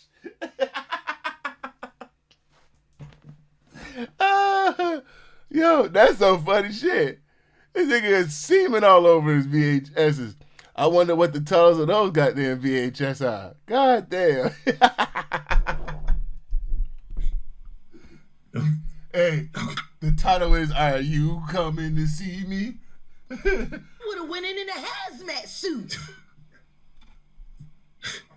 So let me ask you this: when you first told us about your thoughts and you honeycombs is what you the honeycomb. Shout out to Jamil Peterson. He's added a new one. He called him the Diddy Glover now. Cause when he ain't got the Beijing and he say he look like Danny Glover. Oh man. So he's AKA Diddy Glover now. Shout out to Jamil Peterson. I Am Comedy. So I want to stay right here. We're gonna stay within this pocket, but I'm just curious. What did you know that was going on in the world of Diddy, Puff Daddy, P Diddy that the world didn't know? What did you know back then 3-4 years ago? Gonna come forward. So how'd you know? What'd you know about what Cat? Because to hear that explain. Yeah, but if I explain how I knew Cassie was gonna come forward, that could hurt some people. Which is see, there's more. And see, she knows more than even know what she's saying, but she got, by the sounds of you listen to her, you can tell it's people who she probably fucks with, so she don't want to fuck their shit up. You know what I'm saying? Boy, this shit about to be crazy. This shit about to be wild. You don't know who and what. We got a lot of motherfuckers in the hip hop industry that are very what's the word I'm looking for? Elastic. Their booty is very elasticity. Yeah, they booty elasticity. So yeah, you about to start seeing some shit. Watch. You think it's just gonna be Diddy? It ain't gonna be Diddy. It's gonna be some other shit that we ain't even. It's gonna be some motherfuckers that we weren't even thinking. It's not gonna be who we were thinking. It's gonna be who we weren't thinking. That's who we should be actually thinking about. We're all thinking about the Meeks and Jay-Z and all the motherfuckers. Guarantee it's some other motherfuckers that we didn't think. The last time I sat on this blue couch, I said what I said. Congratulations, Young Miami. Run as fast as Cassie did. You did say that. That was a bar. You said that shit. Did you see something being around Cassie? Did you see anything being around? I don't spend time around Cassie, and I haven't seen Cassie in person since she was with Ryan Leslie. Damn, that's bro. You see all these girls. So she was with Ryan Leslie. Wasn't he signed with Diddy? I can't remember. Somebody remind me. I could be wrong. To Diddy, and then she ran to Kid Cudi from Diddy. Man, bro. These girls pass her around hoes. Pass her around hoes. These girls all pass around hoes. Pass around hoes. They pass around. All these industry girls, they see it's a lifestyle they need to maintain. That's why I told you about the industry. People aren't as big as they think they are. They stick around the industry in order to maintain the lifestyle. They have to, or else a lot of people don't like getting kicked out of those out of Hollywood. They don't like getting kicked out those spots and then having to go back to their hood and face the realities of people saying that you went from there to back to the hood. So it's one of those things too. So you get these girls that will go from artist to artist, and these niggas be goddamn simps, and they will wife these bitches. How many niggas have wifed Kim Kardashian? Right? So how many niggas is still these niggas don't give a fuck. Point blank period. Niggas ain't got no integrity when it come to pussy. Point blank period. Was there something in her eyes that you saw? The way, like, now I'll that... put it to you this way, there are mutual acquaintances between her and I. And that's as far as I can go. Okay. When you... I don't talk to her, but I speak to her. Did you get a chance to see her indictment, what she claimed happened? Oh, no, I reviewed all the files, and everything that she said is everything that I said with Storm Monroe 3.5 years ago. Exactly what I said it was. Crazy. Were you surprised about any... Crazy. Ain't this crazy? Shit, I said 3.5 years ago. We don't listen to the messenger. But y'all listen to them handcuffs, don't you? That came in. No. Don't y'all think this is a huge... You know this reminds you a lot? Our grandparents' generation. The generation that will warn you, but motherfuckers is too hard-headed. They used to tell you, oh, you don't want to be a hard-headed and make a soft ass. Them handcuffs will feel harder. You know, remember all the lines they used to say? And then, but we were raised by a softer generation of motherfuckers. And be like, oh, don't worry. Jesus will take care of everything. Oh, don't worry. Mama will take care of everything. No, that's not how it works. Meanwhile, your granddaddy and grandmama used to sit back and tell you the truth. We still have, not a lot, but we still have some of those people amongst us till this day. It's just not as much as it used to be. We still have those types of people. But we've learned as a society to not respect that, and we kill the messenger. It's all about popularity. Motherfucker would listen to Taylor Swift before they listen to Jaguar Wright. Popularity. So nobody else should have been either. Young Jock. You Diddy doo-wop bop. What? Hold up. She just said it going down. Young Jock. Look, I don't know about y'all, me, but every time I see that nigga in a Love and Hip Hop clip, I just be like, yeah, that nigga, there's something off with that nigga. Look, I'll save it for later. But there's something off with that nigga. Am I lying? Miss Anders said, I wonder if they're going to televise this. I hope so. They'll definitely, they're putting everything on Netflix special or some sort of TV special. It will be televised. You guarantee you that. Cute. Because you told the truth, Jock, and then after Diddy called you, you went back and tried to clean it up. But your all about is off the Stevie J's. Damn. You Diddy doo-wop bop. She called Jock a Diddy doo-wop bitch and said his ass is like jelly. Said him and Stevie J got peanut butter and jelly. Oh, hey, do do do do do do do do, put it in my butt. It's going down. What?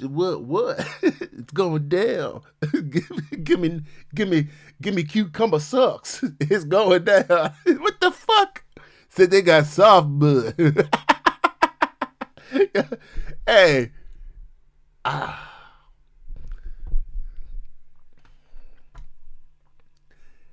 The vibe test doesn't lie when you hear certain niggas, man. The eye, the ear, the vibe test. It's just a conscience. You either have it or you don't. And there's just some niggas when you see them or hear them, yeah, that's not authentic. There's something off. Something's off. Well, meet me in the trap. Going down. Did you see this? What did Jock have? Jock put weave in his hair. Jock has put weave in his hair. Jock does so many feminine fucking things that you're just like, huh? The fact that you got these grown ass niggas on Love and Hip Hop is embarrassing. You know that these niggas, there's something wrong with these niggas. The fuck you doing on Love and Hip Hop, my nigga?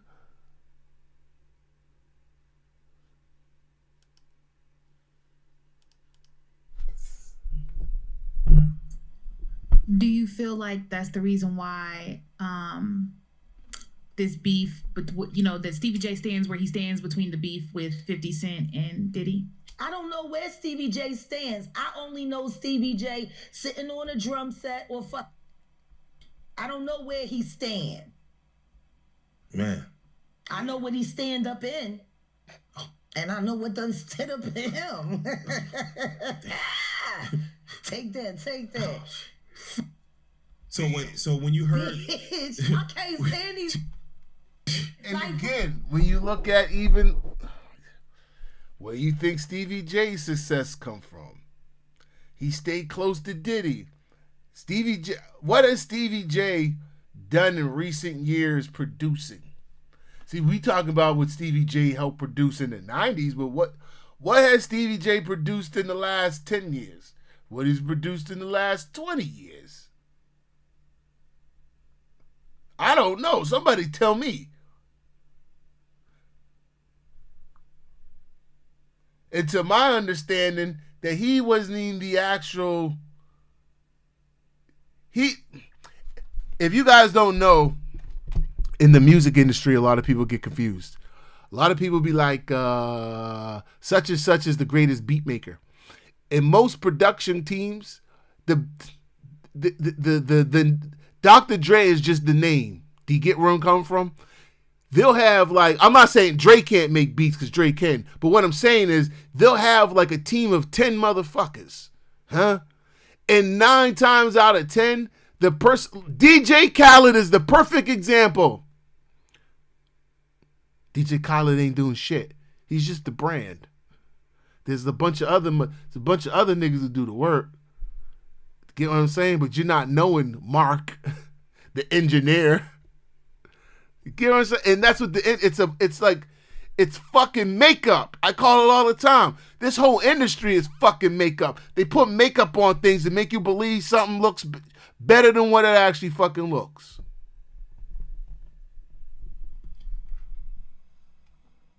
Real, like I'm just tired. Let's keep it a bean.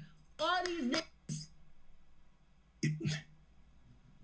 You not even gaming because you won't claim it. No, you want to sit around and pretend to like bitch. That's what y'all do. And then you get these hard jostling. So I'm just like curious. These are the you like half man. No disrespect, but jostling rough. I'm sure.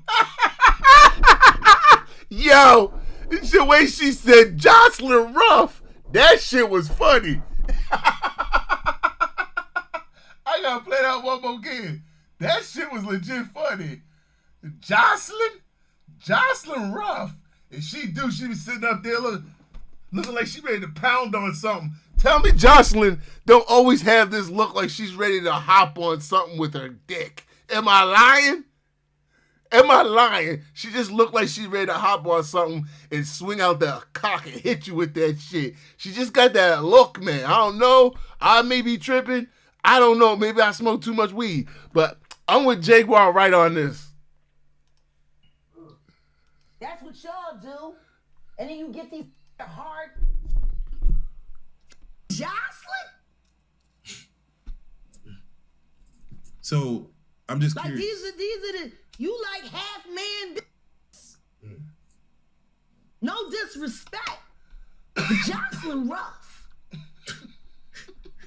Them shoulders is. And the way she like running up on, I already know. She just said. Hey, me and Jaguar, right? We vibing. Me and Jaguar vibe. Didn't I just say she want to run up on niggas? I told you, bruh. Listen, I just be knowing shit. I just do. I'm very good at knowing shit. I'm just him. My wife would tell you all the time. My wife would tell you, yo, this motherfucker be right about a lot of shit. Like, she's experienced 15 years with me. She'll tell you, this motherfucker be saying shit, and you won't realize until, like, the person does the shit. And I'll be like, I told you, man, people saying don't judge things, but sometimes you do gotta judge shit. I don't care what nobody say. Motherfucker say, you don't judge things. Nah, nigga.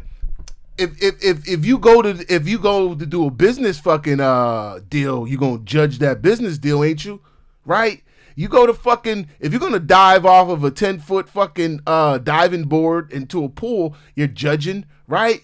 We all judge. Here's the problem. Sometimes I don't think, you know how they say you shouldn't judge people. No. We need to learn how to be humbled when we're wrong when we judge sometimes. Because we are imperfect beings, all of us. So we have to make judgments in order to make the right correction, in order to make the right movement, in order to say the right thing, in order to even fucking do the right thing. So I don't believe this bullshit as you shouldn't judge people, because it's a blind fucking statement that doesn't make fucking sense. So when people tell me about judging people, I tell people, shut the fuck up. I don't care what you think about how I do. I don't. People always try to play that dumb, well, now I think you're a bad person because you judge things. Nah, nigga, what if I'm right in my judgment? How am I a bad person? I'll fucking wait. I'll wait.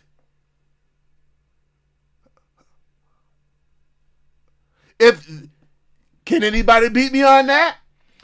If you're right in your judgment, how are you a bad person in which they try to make you?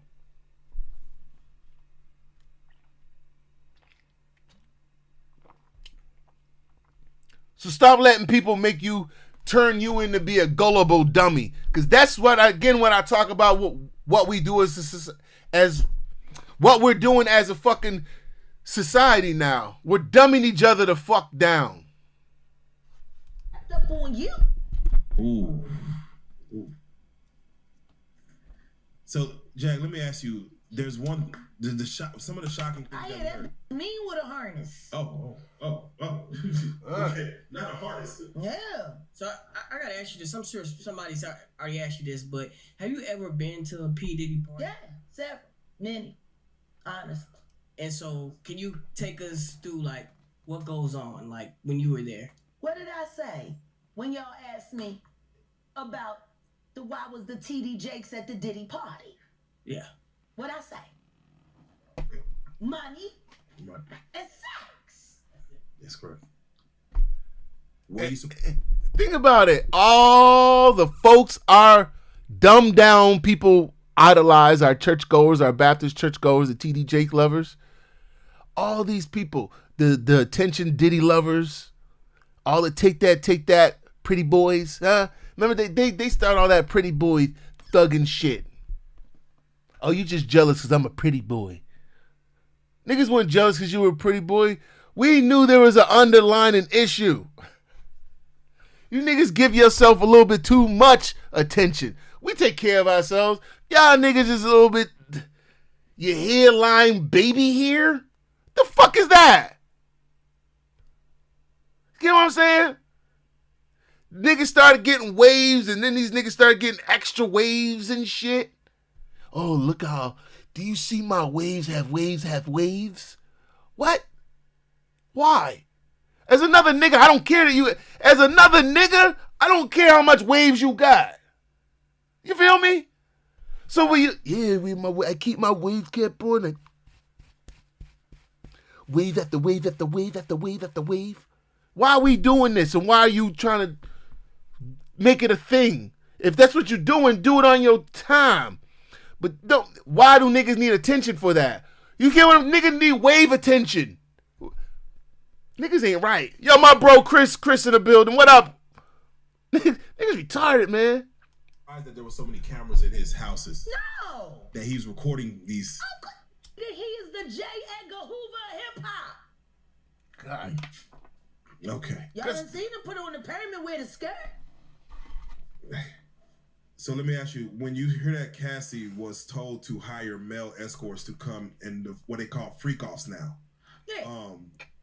is that something normal that happens in Hollywood? Yeah. Freak-offs. Right. Okay. Everybody know that. I've been saying it. Yeah. How many times I got to think this is wild? So do you feel like people, when they hear pink cocaine, Young Miami has to bring across? That's, right, the Tusi. Yeah, the Tusi. Oh, good. Hold on. Left foot. Well, how's it go? Left foot something. Left foot slide. Left foot. Drake wasn't talking no dance. Man, look. Do you guys remember my last show? And I told y'all why I don't be with Drake like that. Cause he ain't what I know. I mean, y'all, man. Chris, isn't it weird that Drake is the only? He ain't even a nigga. Isn't it weird that Drake is the only Canadian rapper to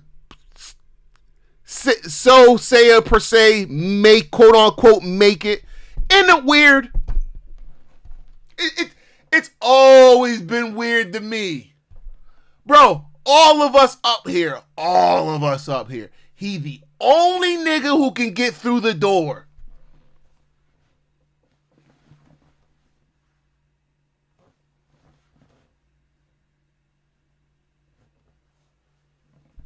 He gonna get emotional and try to send his T-Dot shooters at me. T-Dot, my man, dumb, bread man. What do you think about it, man? The only nigga. We all came from the same, including him. We all came from the same lane. This nigga the only one who make it. And now he out here rapping Tootsie Slide. Got more streams than everybody else. And everyone goes, oh, because his music is just so great. These people don't understand how this fucking industry works, man. So, I didn't know. I don't indulge in shit like that. Tootie's a drug. So, Toosie is a goddamn, like, well, I'm guessing like Molly or something.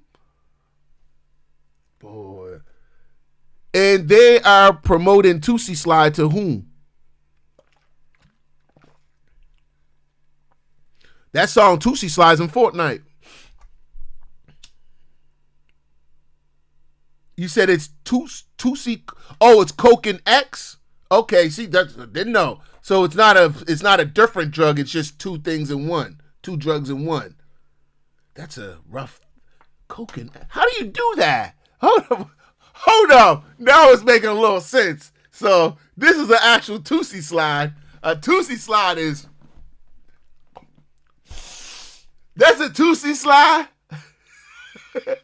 And then after you pop the pill and snort the coke, you go left foot slide, right foot slide.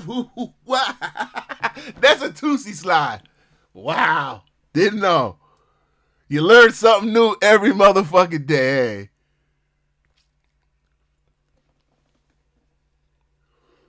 That shit, man, funny to me. Now I'm like, I may have to do. I'm gonna have to make a skit. I didn't know that was a goddamn Tootsie slide. They snort. Oh, hold up. They snort. Now, nigga, you know I've been out the streets for too long. This nigga said, "Hey, 420 in the chest said they snort both together. It's pink."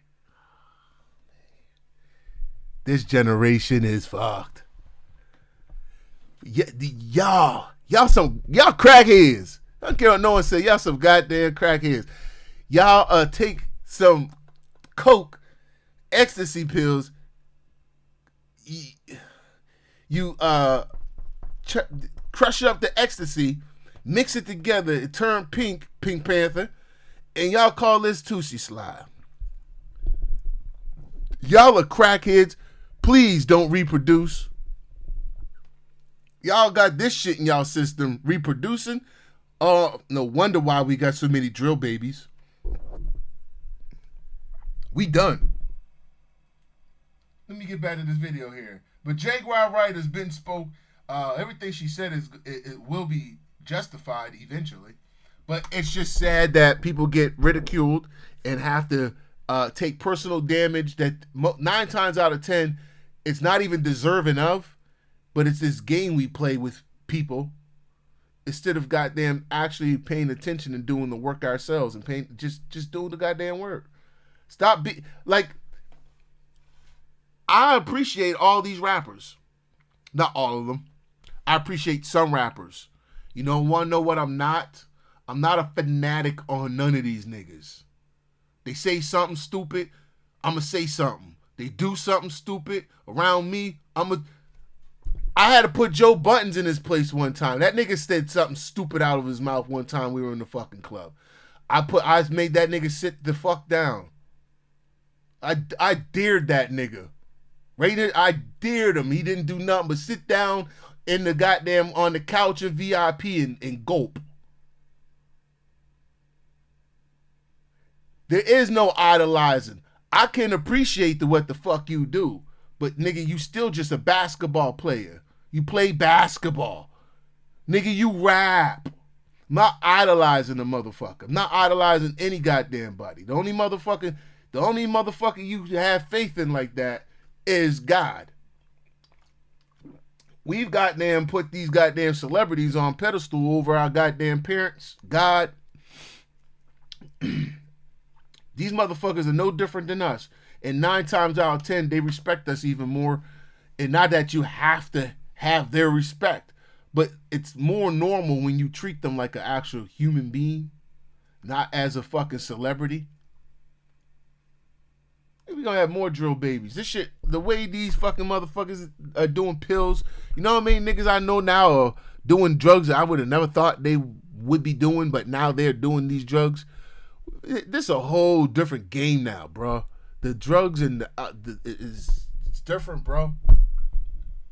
They drug addicts, man. I found out. I talked to my drug guy because I wanted to be informed. Because people was calling it Tootsie, they're calling it the Tunchi. I didn't know which one it was. So I talked to my drug guy, and my drug guy filled me in. And then it made perfect sense. Hold up. She said, oh, shit. She just said her drug guy was calling it the Tunchi. Lil Tunchi? Lil Wayne. So is this where this shit started from?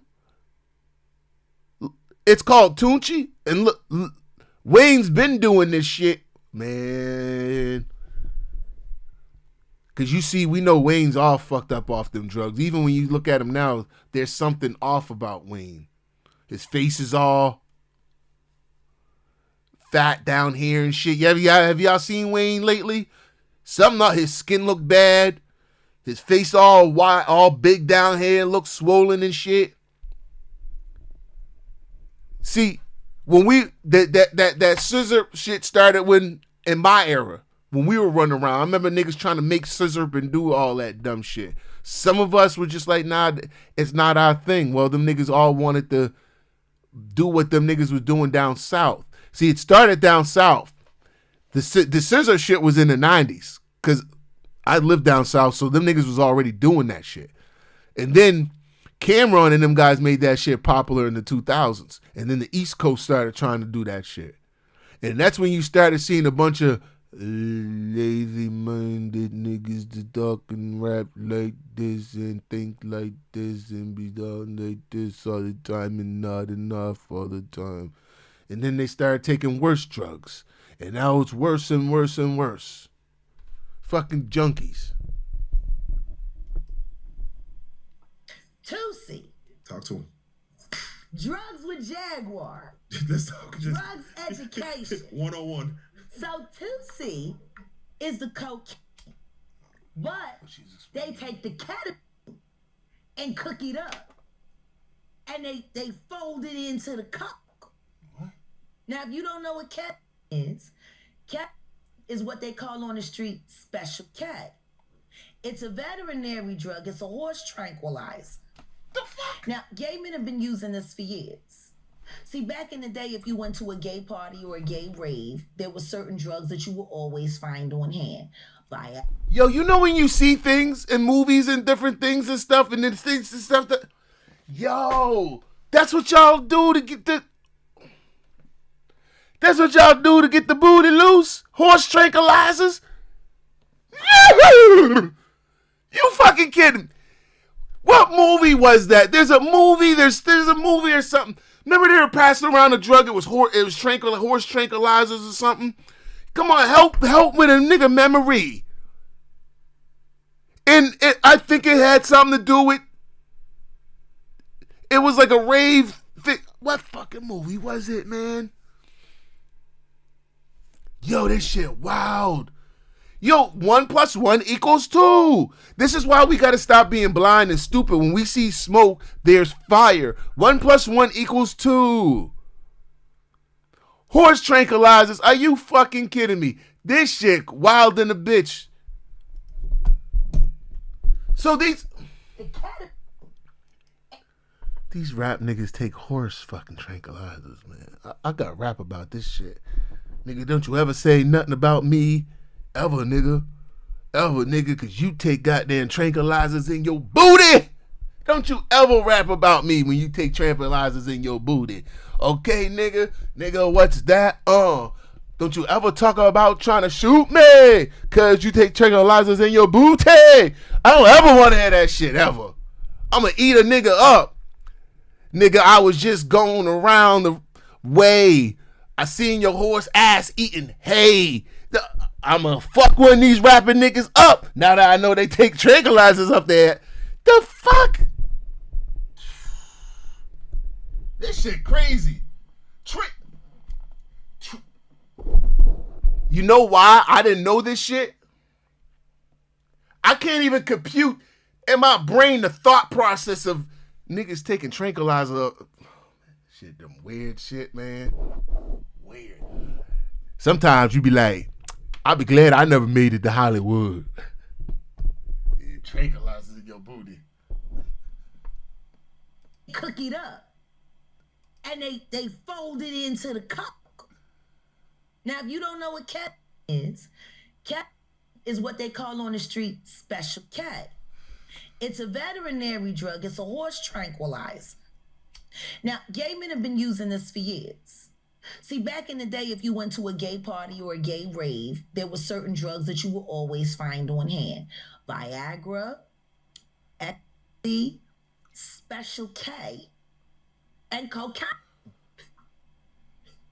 Now, see, the cocaine keep you up all night, but unfortunately, it gives you limp noodle because of what the blood flow is. So you wants to fuck with a half-hard dick all night. So that's why you had the Viagra, to make sure that the dick involuntarily stays hard while you're numbing your fucking self with the coke. Now, see, the ketamine. These niggas on nuclear drugs. Put them drugs in me. What the fuck? Put them drugs in me. That's a horse tranquilizer. So that relaxes all your muscles. You could get fucked by 80 fucking ton gorillas. You wouldn't feel a thing.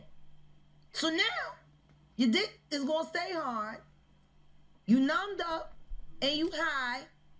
You got the ketamine in you, so you don't feel shit. And then you add the ecstasy to put in the feeling that you've now blocked out, and now you got a party. Freak off cocktail. Yeah. Damn. So now the Tootsie, they done skipped. They done skipped all the steps. They condensed it. Wow. So you got the cocaine in there, and then you got the ketamine in there, and they say that some of the dealers add the ecstasy in there.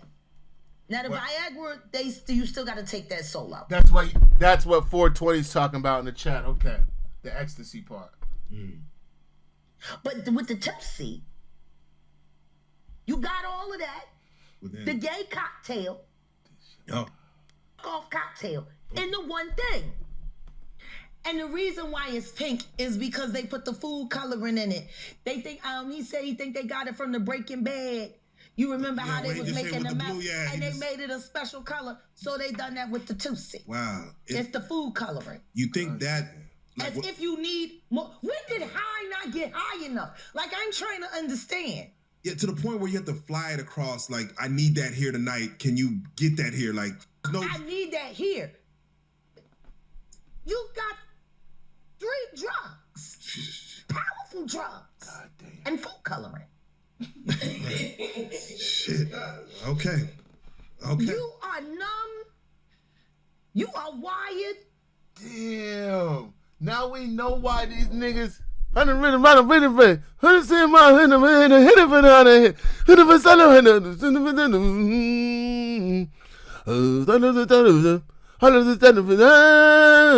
know why these niggas don't care that they're not saying nothing?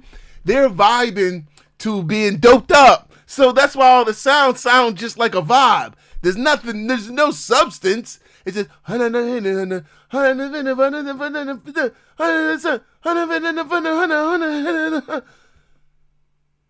that's them drugs, bro. How can you can't think of I got 100 hitters, for the finish and the phone shitters, phone shitters and the finish and the phone finish. Go get him, 4 minutes, 2 bitches make love with him, 2 bitches, 2 dogs with him. That's birds. Get what I'm saying? That's them drugs, bro. No wonder why wonder why when Nas dropped, we were like fresh breath of air. Because we're listening to a whole bunch of guys that are doped up. The majority of them doped the fuck up. You pop that Viagra, you a f***ing machine. God damn. You anything. You a brick wall, wouldn't even feel it. I'm sure there's footage of that. There's footage of that. Like real rap. Like that right there is like, that's like, you know, cut me open right now, man. I ain't even gonna bleed. Like, it's wild. Like this Tootsie shit. Now I see how Young Miami can take all that pressure. She on the Tootsie. Yeah. They be thinking these is over here like killing the game. Yeah, how old Young Miami? She young, right? She one of them young broads, so she love that Tootsie shit. Them young broads, these new bitches that be running around every goddamn minute, they love that Tootsie shit. They in for all that shit. That shit wild as shit. She still take all the Tootsie that she can get. Cause she gonna get the attention with that Tootsie. That shit wild, bro.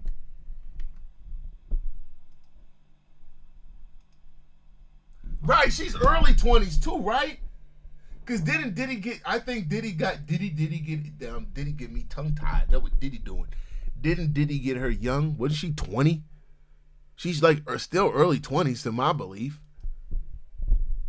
Don't feel nothing. That's why they do it. Eh? Young Miami put out a tweet a while back and basically was into it with, I guess, one of Diddy's other women. Mm-hmm. And she basically said, if I wanted you to eat my cat, Diddy would have had you on your knees by now. Uh-huh. Do you think that was really like her telling on herself before she knew things were going to hit the fan? No, like I think this? that was her being herself because she's a dumb.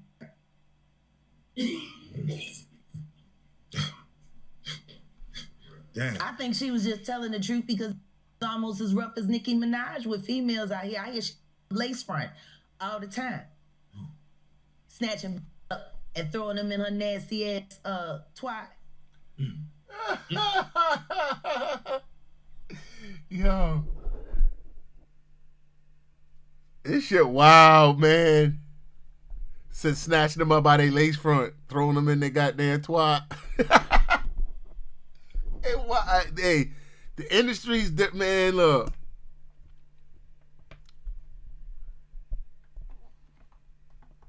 These niggas in the industry be all protecting each other. And they ain't letting a lot of newcomers in unless you do some fuck shit with them. And that's just as real as it gets.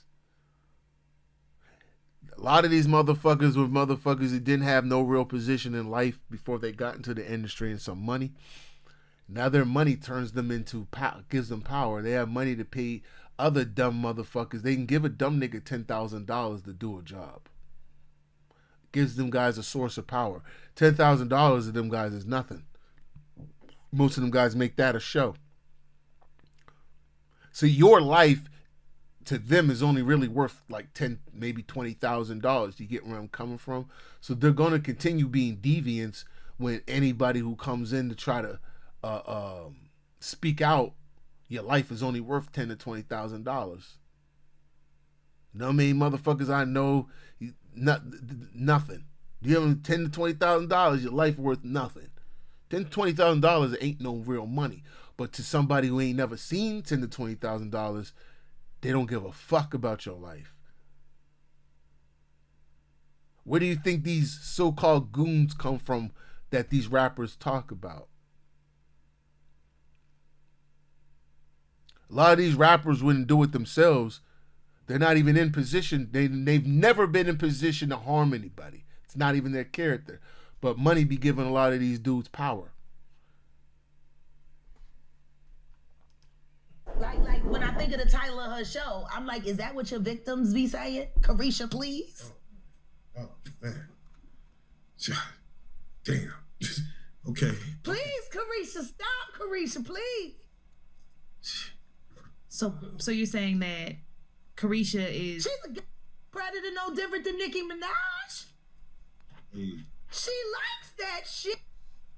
That turns her on. Wild bitch.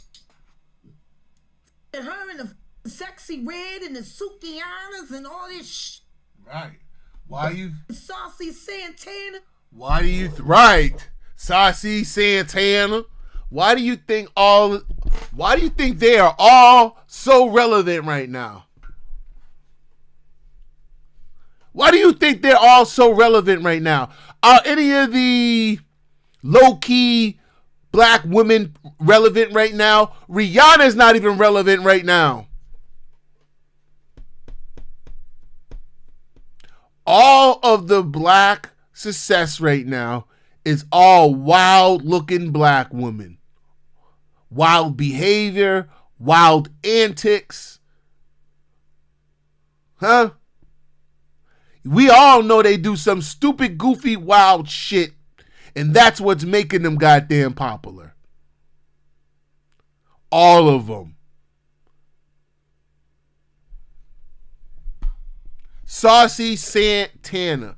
This is a grown-ass man with a goddamn neck beard that's shaped like your goddamn aunt. And motherfuckers is sitting around giving this mental fucking ill patient a goddamn attention. And he's so entertaining? What? How many men like that do y'all not only got in your own neighborhoods, you probably got in your fucking family? Yet you find this one motherfucker entertaining because they put on fucking blush glasses and I just fucking can't. And they talk saucy. I know we all got a motherfucking cousin like that. So I'm not entertained by that shit. I'm not amazed. I don't even think I don't know how we glorify that shit. I don't know how we even give a fuck about it in our culture. Let them niggas do what the fuck they doing and with their own strength and see if people paid attention. They're always going off the back of what hip hop built. You notice this shit? They're always going off the backs of what hip hop built. Either they go, oh, we're coming out and call a rapper. I'm trying to watch my word. What's the right word? What's the proper word? Help me with the proper word that won't get me striked on YouTube when somebody likes the same gender. Now I had to think so goddamn much. I'm losing thought on what I was originally saying. But why do they always got to go off the backs of actually hip hop?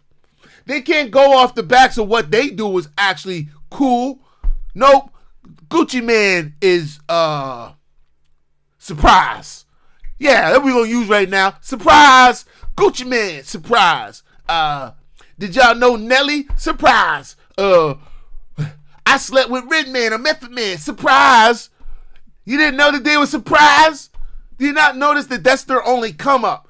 Their come up isn't because a bunch of motherfuckers actually fuck with the shit. It's attention seeking mental fucking illness. Said Cat said 2024. Here's the problem, 420. Niggas have been saying it before Cat too. Cat was just the popular one. And I fuck with Cat. And shout out to Cat Williams for doing what he did. He shook up the shit last year too. But niggas been seeing that shit. Cat was just the popular voice. Again, the wrong messenger. Niggas on YouTube been saying everything Cat was saying. Niggas in the industry been saying what Cat's been saying. Hell, even guys like Dave Chappelle been saying what Cat's been saying. All this shit has been said. It just falls on deaf ears for some weird reason.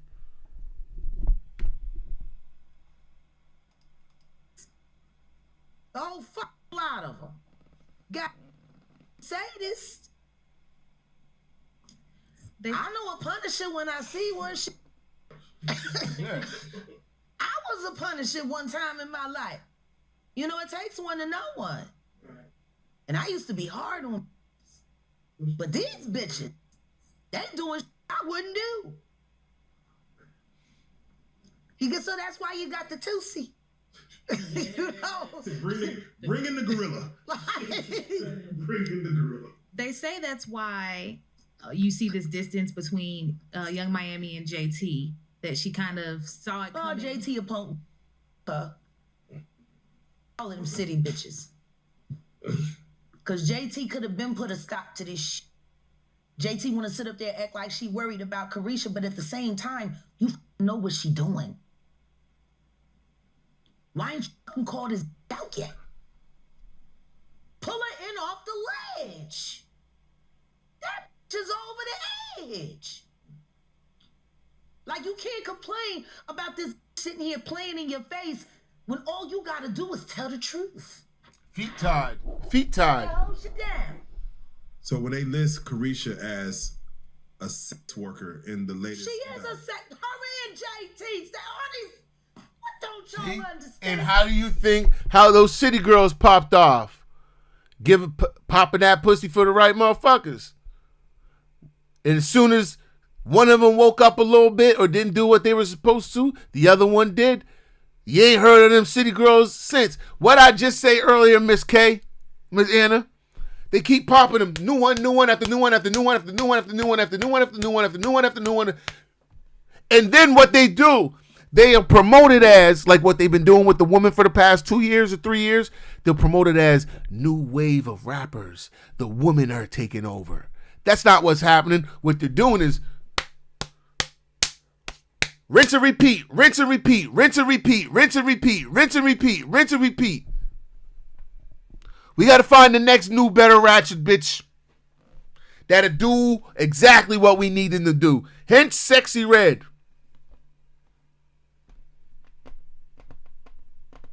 She doing exactly what they need them to do. And if you were to tell niggas right now that Sexy Red will have her fall, what will niggas do? Oh, y'all just hating on Sexy Red because she getting there. Y'all just hating the bit in that, right? That's what they'll do. Then when she fall, those people will sit around and act like they didn't go to war with you about it.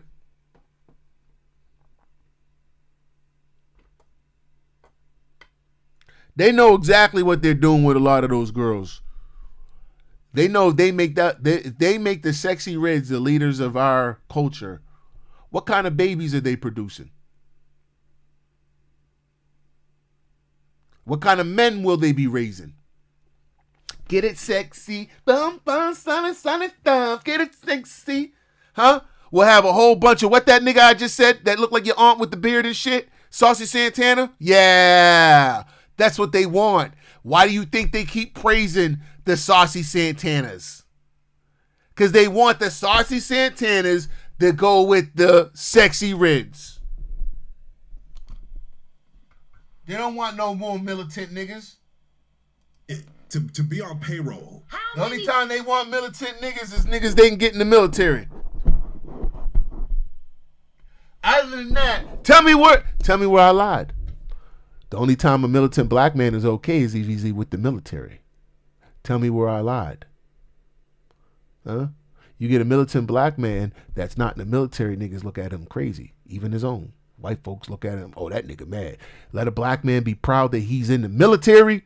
Oh, good boy. Good, that's good job, good boy.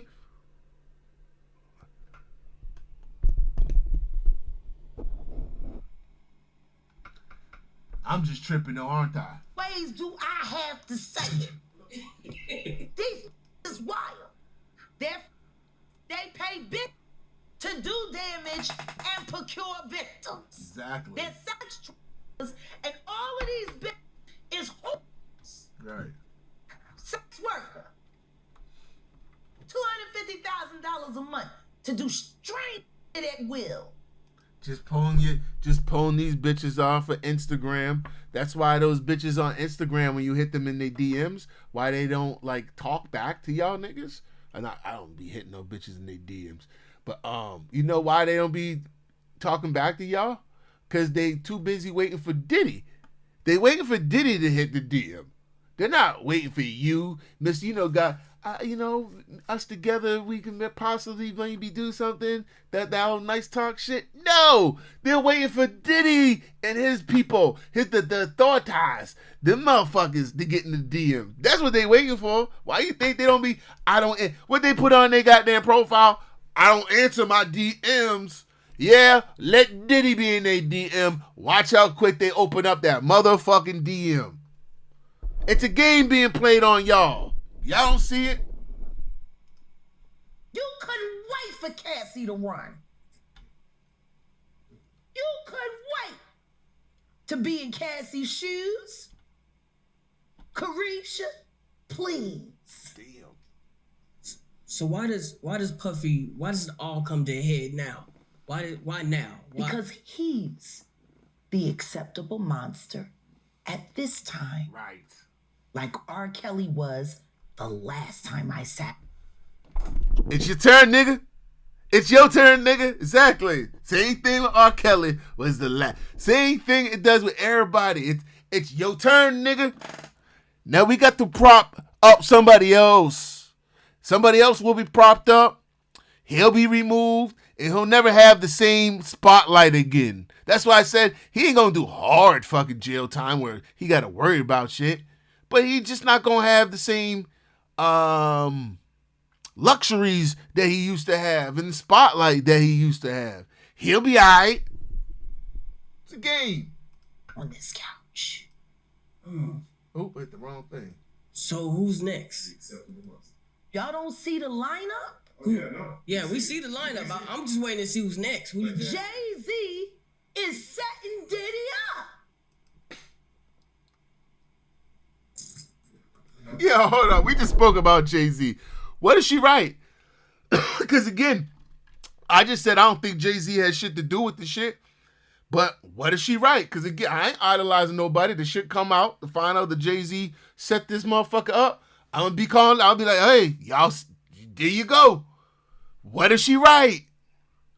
Diddy got to get out the way Diddy in the way. And then, oh boy. Quick question. This just made me think. Y'all do me a favor if you're in here right now, smash that like button because we got to say something. I'm about to say something. Biggie's mother passed away recently, is right? Was it last year or the year before? I don't know who's entitled to Biggie's estate. I don't know if it's Faith. I'm not sure. Who may be getting the rights to Biggie's stuff? Is Jay-Z maybe in that line?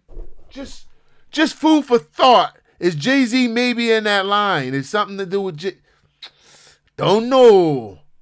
But I am gonna listen to the ladies' words. We gonna play it again. Why is everyone having such a hard time? He ain't doing shit different. He lined up D. Haven, stole his life and identity.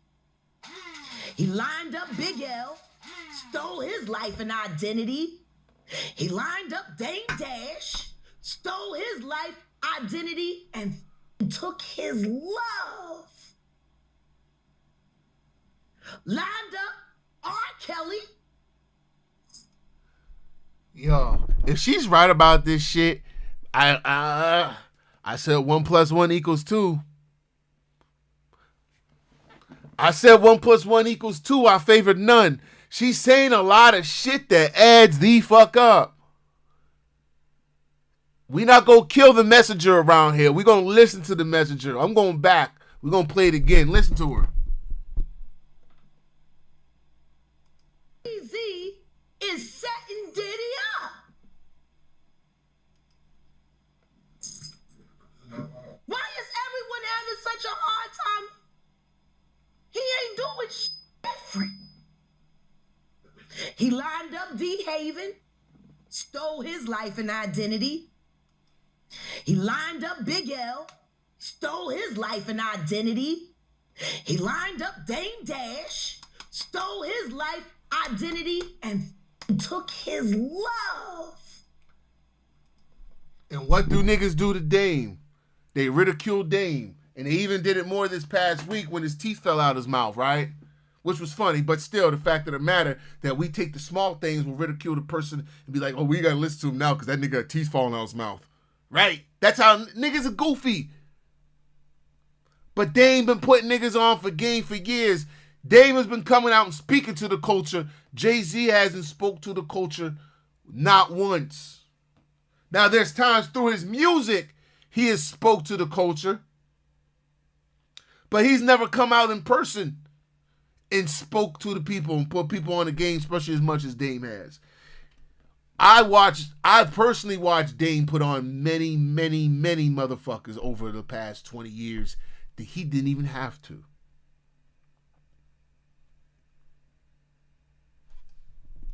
Lined up R. Kelly.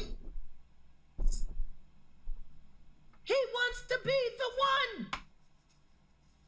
And shout out D. Haven. He actually hit us up, wanted to tell this story. You need to talk to D. Haven. We need to talk to him. I told you that last year when I put you on the phone with him. You did. And it got ran into and then I got thrown in a hospital. D. Haven was the actual hustler. If most folks don't know. D. Haven could spill a bunch of fucking beans if this is what I wonder. I'm gonna have to do some research, and I don't know if there's an update if he did do a interview or not. But I'm curious to will he come out and speak at some point. But he also could be getting paid off enough to just shut the mind his business. You know what I'm saying? I'm my insane husband who's working for YouTube to make his mama pray. So wait, Jag, I'm just curious because with Diddy, You mean? with Diddy settling within 24 hours, which has never been heard of, 30 million, or the lawsuit was 30, undisclosed amount. But He within knew for 30 days that shit was fitting to happen. within 24 He could hours. have paid that 30 million before. Yeah, why? Let that hit the fan. Did he? Because he's Diddy. He called a bluff? Because yeah. He should have enough money to He check. put the boots to that girl. She's supposed to be a good bitch. No matter who she with. All the time he putting a groom in her. Of course he thought it was still gonna work. He thinks he's God. Right. Ain't doing shit. I raped the fuck out of that bitch, put the boots to her last time I seen her. Her and her trainer, boyfriend, husband. I don't get no. So you hear about stories of Diddy like shooting people, Yeah. blowing up cars. Yeah. Is he this gangster that? Hold up. Diddy is 007? Yeah, shooting people, blowing up cars. Hold up. So, now, remember when Diddy... fuck the shit up. Remember when Diddy went G mode on Drake and Drake didn't do nothing? Y'all remember that shit? I remember that shit. Remember? Drake just took a Tootsie and left it alone. He just did the Tootsie slide. He didn't do anything. This should be made. Oh boy. Drake didn't do anything. He didn't go no gangster like he tried to do with Kendrick. With Kendrick, he didn't do no raps. Nigga didn't say nothing. Cause he know that Diddy to do it. And there might be something that maybe, you know what?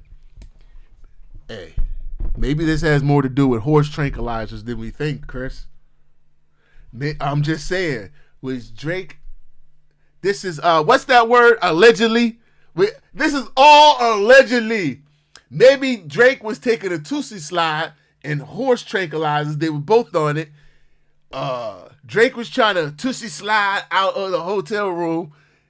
Diddy wasn't having that shit. He pulled out the strap and was like, nigga, I'll shoot you.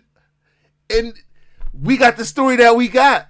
There was something more to the story. Because when you think about it, there was nothing else to that story. It went quiet. No one said nothing. There was baby oil involved, allegedly. I don't trust none of these industry niggas, my nigga. Man, listen. P. Diddy, the home of the baby oil. I don't trusting none of this shit no more with none of these niggas. They're all involved with each other. They're all cool with each other. They all sit around and fucking do white parties and shit. And what she say? Freak parties with lube and baby oil and strap-ons and atomic bombs of drugs. The amount of drugs that they're talking about.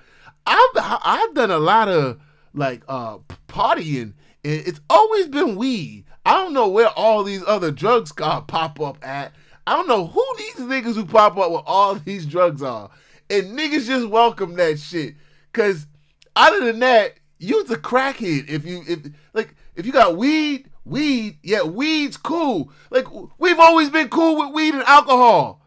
That's enough. And yeah, some people did dibble and dabble into the X a little bit, but I think that was the most that niggas ever did. I don't know or being around any group of niggas that did anything other than, and usually when you would see niggas do X, it was because the girls who they were with were doing X. It wasn't like niggas was just sitting together like, yeah, let's just pop these X's together. We're hanging out on the block. I don't even know those. I don't know, bro. Different times, different breed. Behind the scenes is that him? Or is that Shout out to Wendy Williams. Oh, she just brought up Wendy. The first woman to uncover the homo thugs. That's what these down low bitches was called when Wendy first started talking about. No, and the homo thugs thing is real. I got a bunch of homo thug niggas that hate me till this day. Them niggas homo thugs. I'm dead ass. So the homo thugs is a real thing. And what homo thugs do, they hide their identity, right? They're real, everybody's not. You ever notice that about these niggas? I want you to pay attention to homo thugs. Homo thugs, they pay attention. This is dudes. Dudes do this shit. You can see it in signs of dudes. When you see a dude who pays more attention to what other dudes do all the time. Oh, that guy, this guy, and he's always trying to convince other people about a specific motherfucker. 9 times out of 10, I believe a lot of those niggas are attracted to that male.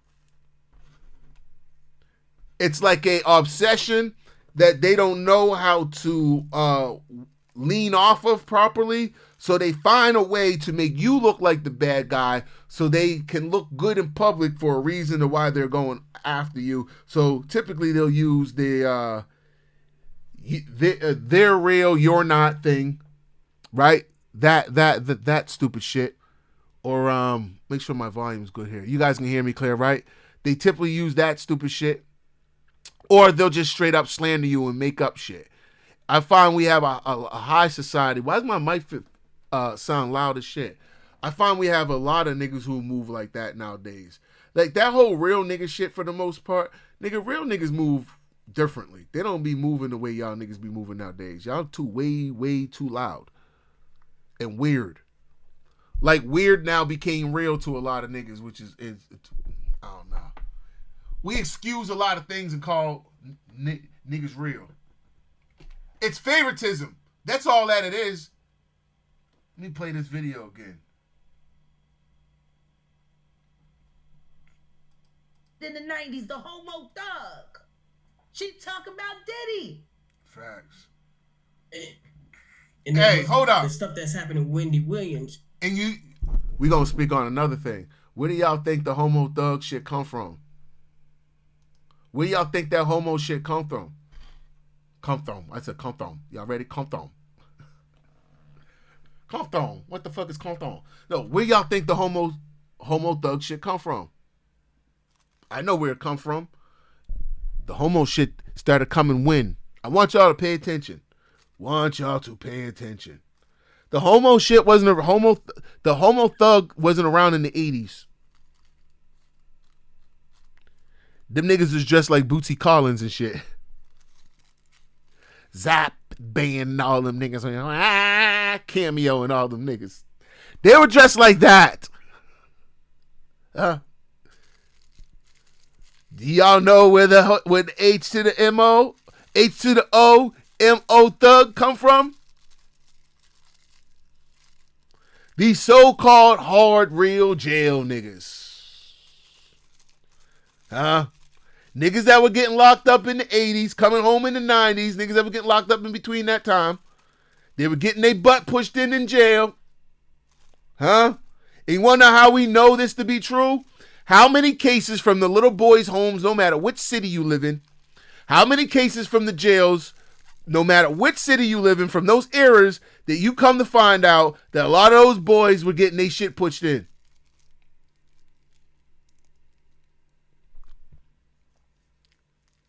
So what they were doing to cope with getting their shit pushed in, when they were getting free, they were coming out being troublemakers, doing this whole keeping it real gimmick while still behaving like bums. And always trying to get close to niggas. This close to niggas mentality thing became a thing in the 90s.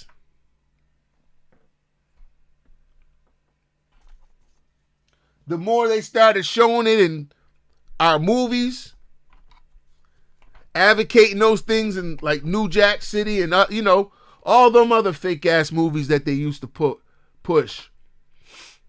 Niggas started replicating it in what's the one with Ice Cube and all them niggas? Cuba Gooding Jr. and them. Another movie that helped set niggas believing in we need to kill each other. Cause gang neighborhoods. What you looking at, nigga? We didn't have that mentality like that bad in the goddamn 80s. The more and more Hollywood produced that shit and told you that that's what the gangbangers were doing in California, niggas started goddamn trying to duplicate that shit in other places that wasn't even the fucking culture of. Whether it's true or not that that's what them niggas was doing in California, that's not what niggas was doing elsewhere. They started fucking replicating the shit, copying it.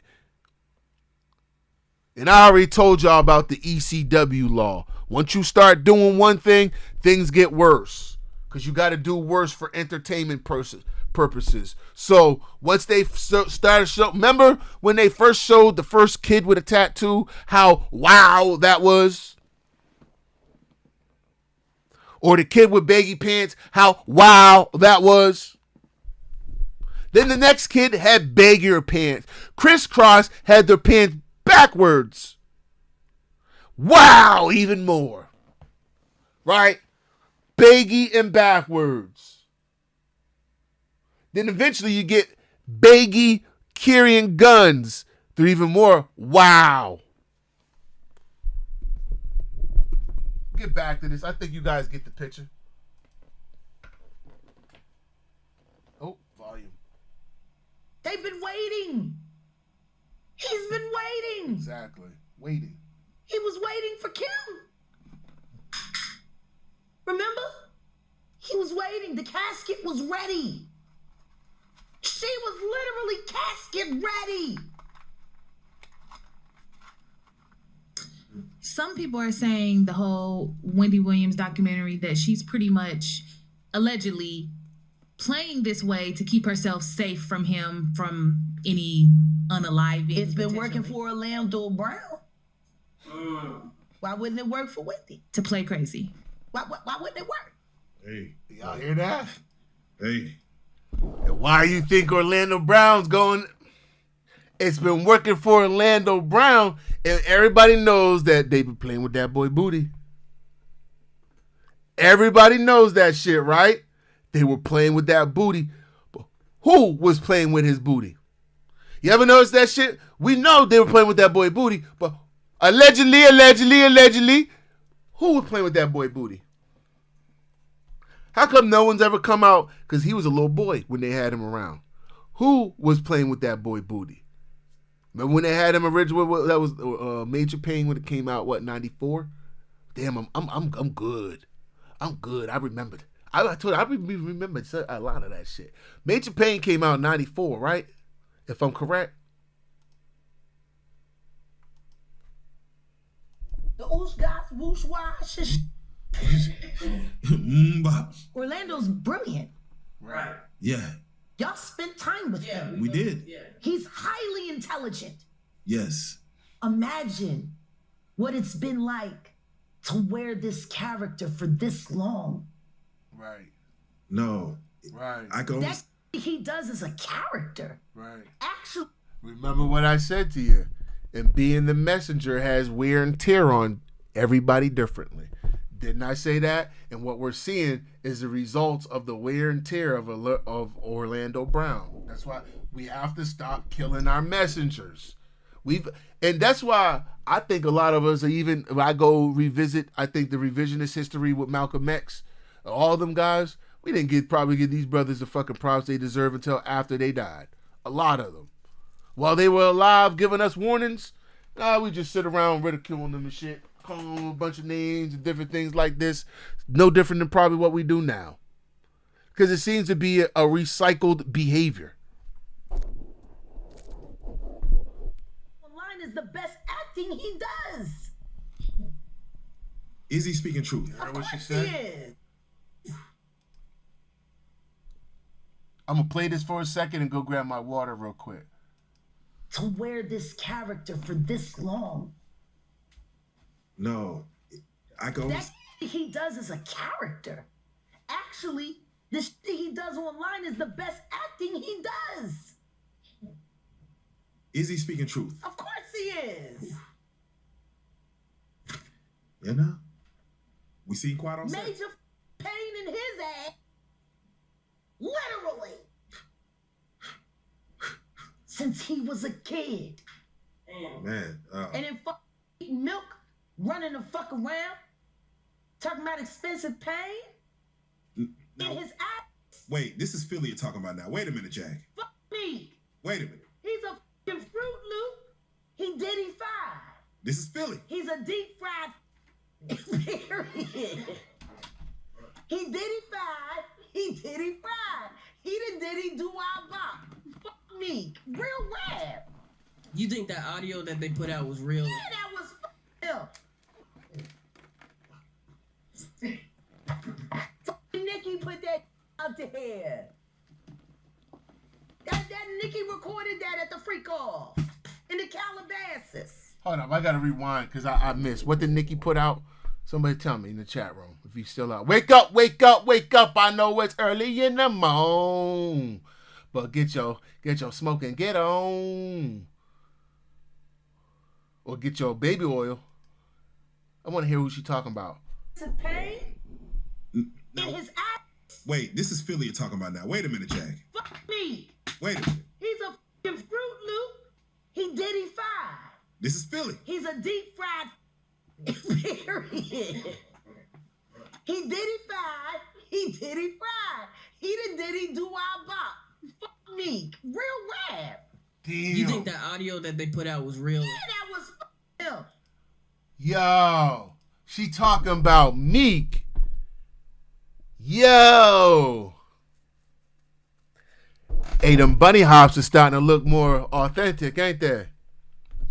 Them bunny hops are starting to look more what the coach what the NFL coach name, he said we are who we thought they were.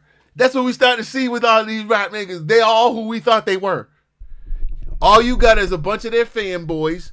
It's usually fanboys too, who run around on the internet or arguing because niggas will argue in person over rappers and shit. And then we start thinking these niggas are bigger than who they are when we be knowing exactly who they are. God damn. I gotta hear this. Said that the leak of that video footage of Meek was real. Nikki put that out there. Damn. That Nikki recorded that at the freak off in the Calabasas. She been waiting to drop that shit on Meek. She just wasn't going to tell nobody it was Diddy. But now that Diddy out there. Hold up, though. But what does this say about Nicki? What does this say about Nicki? She's around. See, this is what I'm saying. These bitches that these niggas all cape for, right? They'll cape for these goddamn bitches, but they're around you to benefit, but hold things over your head too. Meanwhile, when shit hits the fence, they're not taking the fucking fall. They dropping all that shit on the nigga head. Why y'all think Nicki has crept away from the spotlight so much of recent? It really make you question things that make you go, You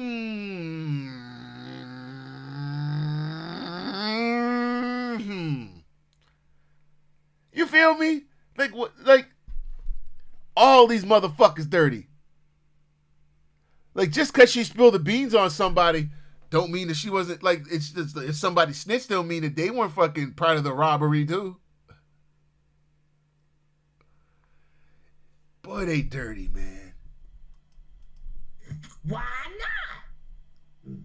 So then who's the guy who's claiming he recorded it? Oh, The somebody bouncer. that got paid? Right. Yeah, he said like I was Yeah, standing somebody outside the that door. got paid. Yeah. Just like it wasn't seminal fluid that Justin Bieber was wiping away from his mouth when he brought his face up from Odell Beckham's groin in a club with Trey Songz on the lookout. Man, get the fuck out of here, man. Yo, I gotta find that footage. I remember that shit. Man, see, the eyes don't lie. Y'all gotta stop letting celebrity lie, duo. Our eyes don't be lying. When we seen that footage, we was like, huh? Come on. She said that goddamn Justin Timberlake was slobbing off Odell Beckham in the club. And Trey Songz was... And then our women will fall in love with these fucking top, man, I'm trying to find the right word. Motherfuckers, right? They'll fall in love with these motherfuckers. Then, when shit fucks up for them, they'll then turn around and be like, I'm tired of dating these dudes. These men, right? They'll all say we're all to the other side, and we're not. They're attracted to these motherfuckers to be fooled. It's fucking weird. And then they don't want to take accountability. They just pawn it all on all fucking men. Instead of going, no, y'all choice of men, it's y'all mindset, the way y'all be choosing men be fucked up. Y'all think a nigga cute because a nigga be in a video. Like, to me, that's weird. You know why you don't see me? Because to me, that's weird. The fuck, as a grown-ass man, oh, he can dance. You jealous of Chris Brown because he can do things with his fingers and his hands like this, rhythm to the beat. Nigga, I can do rhythm to the beat too. I don't want to. Shit's weird. Grown-ass men sitting up there when they... The fuck is that? Then y'all wonder why y'all get results from these weird niggas. They were doing weird things in the club when y'all seen them. This shit be weird as shit. But nigga be in there. He can dance good. Look at the way his body do this. What? That don't mean good quality human being. It means first stage of weird. Pay attention. That nigga was practicing that shit. You know, that's why we don't be doing it. Because we ain't home sitting around. We don't do that shit. We try and get smarter, make more money, find more peace, not sitting around trying to impress you that I'm the best 1-2 stepper. I'm a grown-ass man. Fuck. I always been telling Remember I've been telling niggas for years that I don't be liking these R&B niggas. Niggas don't believe me. They weird. I hung around R&B niggas. Them niggas are not who these bitches be thinking they are. You know how many R&B niggas I know? They're overly aggressive. They're over jealous. They're awkward. They use singing as a way. It's like the Pied Piper shit. R. Kelly. That's what a lot of singers do. They Pied Piper bitches. Bitches think he got a good voice and he can sing and he look good at it for 5 minutes. And then y'all get fooled by that shit. Get back to this shit. I ain't got time for that shit. Fuck that shit. And I know I got some friends that R&B singers. I don't care. I keep telling niggas all the time. I don't be done. R&B niggas be on some weird shit. The images are there. Diddy 5. Hashtag no Diddy. Hashtag no Diddy. No Diddy. Do you have any views on Usher? Because a lot of things have come back to where Usher. They talk about his... Usher, I'm tired of Usher. Oh, okay. Goofy bitch. She Got fuck your everybody. asshole ripped open and the only thing it inspired was loyalty. They ripped your ass open. Damn. Gene didn't say it. And I'm telling you, yo, all these singing niggas will get their booty hole open for a spotlight. I know these niggas, bro. They get a stage presence. Most of these niggas, if you're a singing ass nigga, right, and you come from nothing, but you not a hustler ass nigga, you just a singing ass nigga. Does anybody understand where I'm coming from? I'm a situational ass nigga. We talking situation, okay? If you're a singing ass nigga, right? Most times these niggas are church niggas. They come from like soft backgrounds and shit, right? Not all, but still, they still singing and shit. So, you ain't a hustler, nigga. You ain't a job-getting ass nigga. You just a singing nigga. You just hope you make it from singing. You get an opportunity to get on stage consistently, and that guy goes, yeah, I can take you places. You just gotta, do me some favors or do me some favors. Your buddies won't know. What do you think singing nigga gonna do? Nah, nigga, I'm good. I got my own shit that that's why, like, with some rap niggas, but see, the rap niggas in the industry are fucking made up rap niggas almost. Like, these niggas who they make up. They'll take like a nigga they find kicking cans on the street, be like, yeah, you look like I could make you something or some shit. Can you rap? You know what I'm saying? But my point of the matter is, these R&B niggas are taking tranquilizers in the booty, and they be getting it up to allegedly.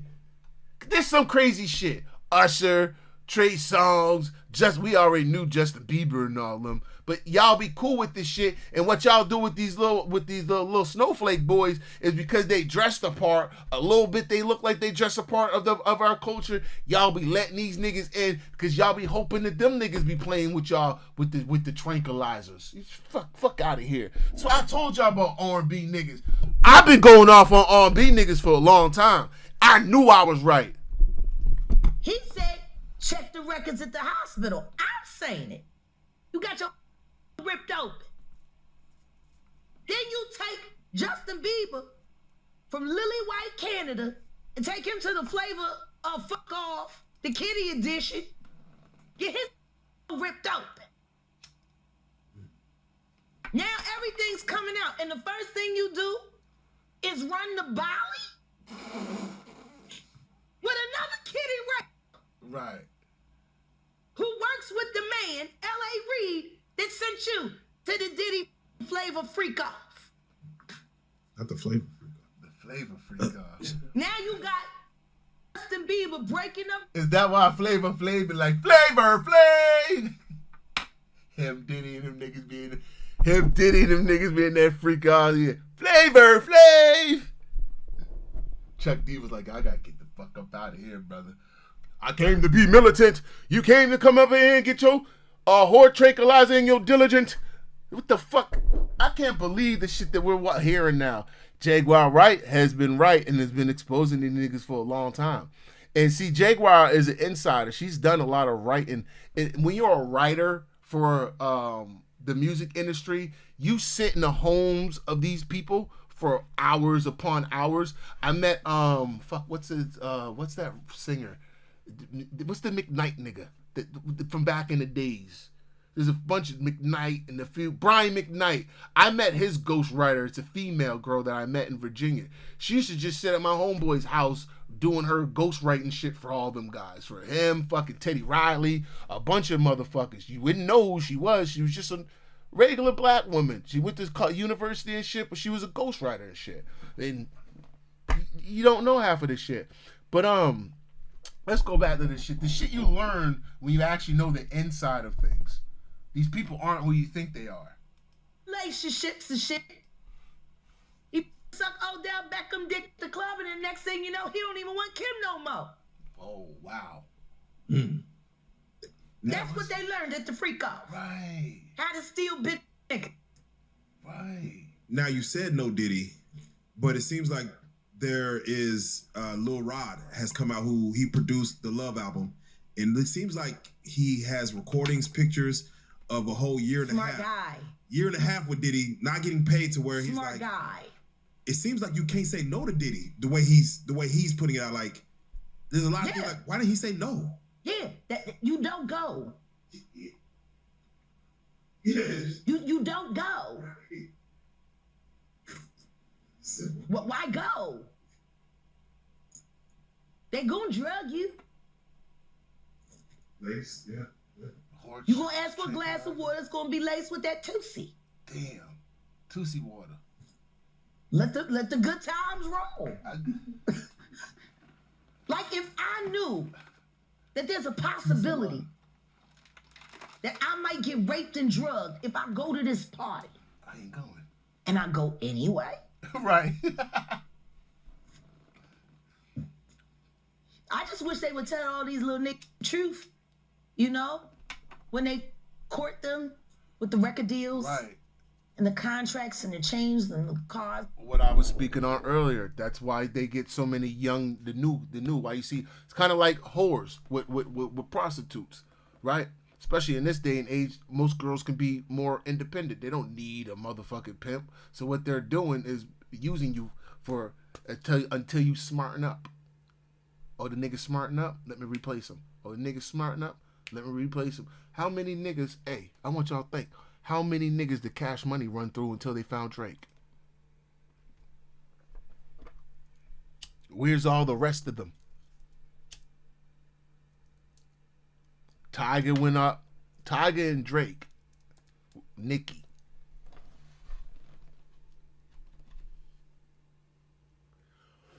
No Limit put out 4,000 niggas. Where one of them?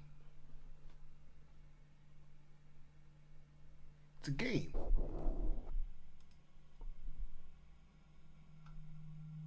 Girls, and I wish they would tell them the truth. Listen to me. All you gotta do is let these 8 fuck the dog shit out of you tonight. I'll get all that for you tomorrow. Right. What are you doing? Because that's what's gonna happen. Like, why can't you be up front? Right. You know? I didn't believe this until I watched the Nickelodeon documentary where the kids were, you know, basically, not, I don't want to say groomed, but they were technically assaulted based on saying, hey, here's the contract.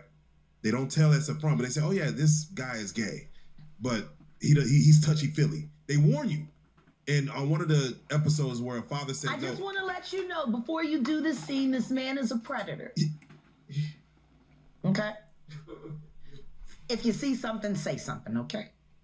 But nobody wants to hear it. Like the fuck. To put someone's career on the line. To say, hey, that's what they if do. you don't do this, you're not going to go higher than this. That's what they do. Right. You know how many times I've heard it? That's what I was going to ask. You're in the industry. Yeah. Did they ever say, if come in this room, Jack? Yeah, I was let's told. get down. Yeah, I was told. And you'll see some doors open. I was drugged by a rapper that I knew. Crazy. I won't say his name and I won't say the name of his group. Really doesn't matter. Nobody remembers them anyway anymore. Who? Shame. They were awesome. Who? An awesome group. No one remembers them. An awesome group. I'm curious of who she's talking about. An awesome group that no one remembers.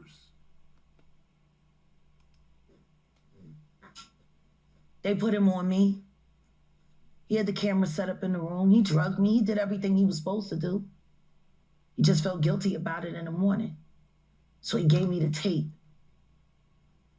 And they got dropped 6 months later from their label. Who the fuck is he talking about? Who got dropped from the label? What group? It could be singing group. Doesn't mean rapping. Who? And nobody's ever heard of them again. And they was some dope ass motherfuckers. Who? Shout out to him for that. He ain't had to give me that tape. Wow. But the fact he recorded it, oh man. He had to. He had to. Oof. It was either that or lose the deal. So he did it, but he gave me the tape. Wow. And he lost his deal anyway. Is that commonplace in the industry? Absolutely. A cocktail recording. Absolutely. Receipts. Let me tell you something. Cocaine and champagne. They used to call it the South Beach diet. Wow. Like if you ever heard anybody 15 years ago talk about the South Beach diet, cocaine and champagne. When I first started staying at the Mondrian, I'll never forget, I was so glad when they stopped bringing it. But when I would get my breakfast tray, they would have cocaine on my tray. Cocaine for breakfast? Oh, Lord. They wake up to the cocaine. I wake up to the coca. They go to sleep to the cocoa. This shit ain't nothing but a goddamn drug, sex. I wouldn't even just say it'd be worse than sex by the sound of it. And animal tranquilizer. It's a weird fucking industry. They would have weed on my tray. They would have pills on my tray. The weed fine. I don't even know. I don't know if I smoke weed from them. With all the shit that they doing. You know. Just whatever you partake in. No. They didn't know. They just put anything on there so you could pick something. Wow. I always took the weed. Rest of the shit, I would leave on tray and I would push it back out to the home. 15 times my breakfast was served like that. Wow.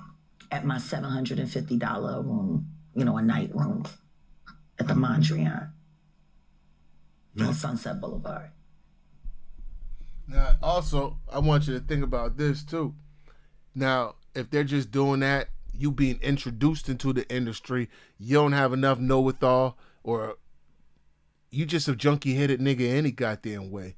You get signed to Diddy, you get signed to one of these labels, you sitting up as you see these motherfuckers being high-end hotels and shit. Then, goddamn, you get that knock on your tray. You get a knock on your door, you get a tray, you get food. As she says, you get all these different drugs. What do you think most people are going to do? 'Cause we know most people are fucking weak-minded. Yeah, no wonder how these motherfuckers turn into industry junkies. How many fucked up incidents happen? They have no self-control. Can imagine how many rappers that weren't taking pills, and coke, and then, I mean, it's in the privacy of a set. Think about it. They're already probably hyped up, being in a high-end hotel, ego all blown up. Probably got a couple women there. Who knows what their situation may be. But the fact that this seems like this is definitely something. This is some shit. Some shit that need to be cleaned up when you look at it, man. It's like a gateway. When you think that the music industry was a way for black success, but you come to find out it's more of a gateway for something else even deeper that's more fucked up. And we're leading our children into this industry, and we tell our kids all the time, yeah, you gonna be a singer, you gonna be a rapper, blah blah blah. We don't ever talk to these kids that they're going to meet these fucking creeps in order to possibly get into the industry. We just tell them, no, you can make it, just be the best. We don't tell them about the Diddys and the possibilities of what you have to do to make it. The creeps you have to be around in order to make it. I think that's something that people should speak on more. And again, what I said earlier, I think we need to start changing the direction of where we're raising our children and what industries in which they're partaking. Because this industry don't seem to be it. It don't. Seem like they're all on drugs, or they're all trying to goddamn tranquilize each other's butts. One or the other. This shit just weird.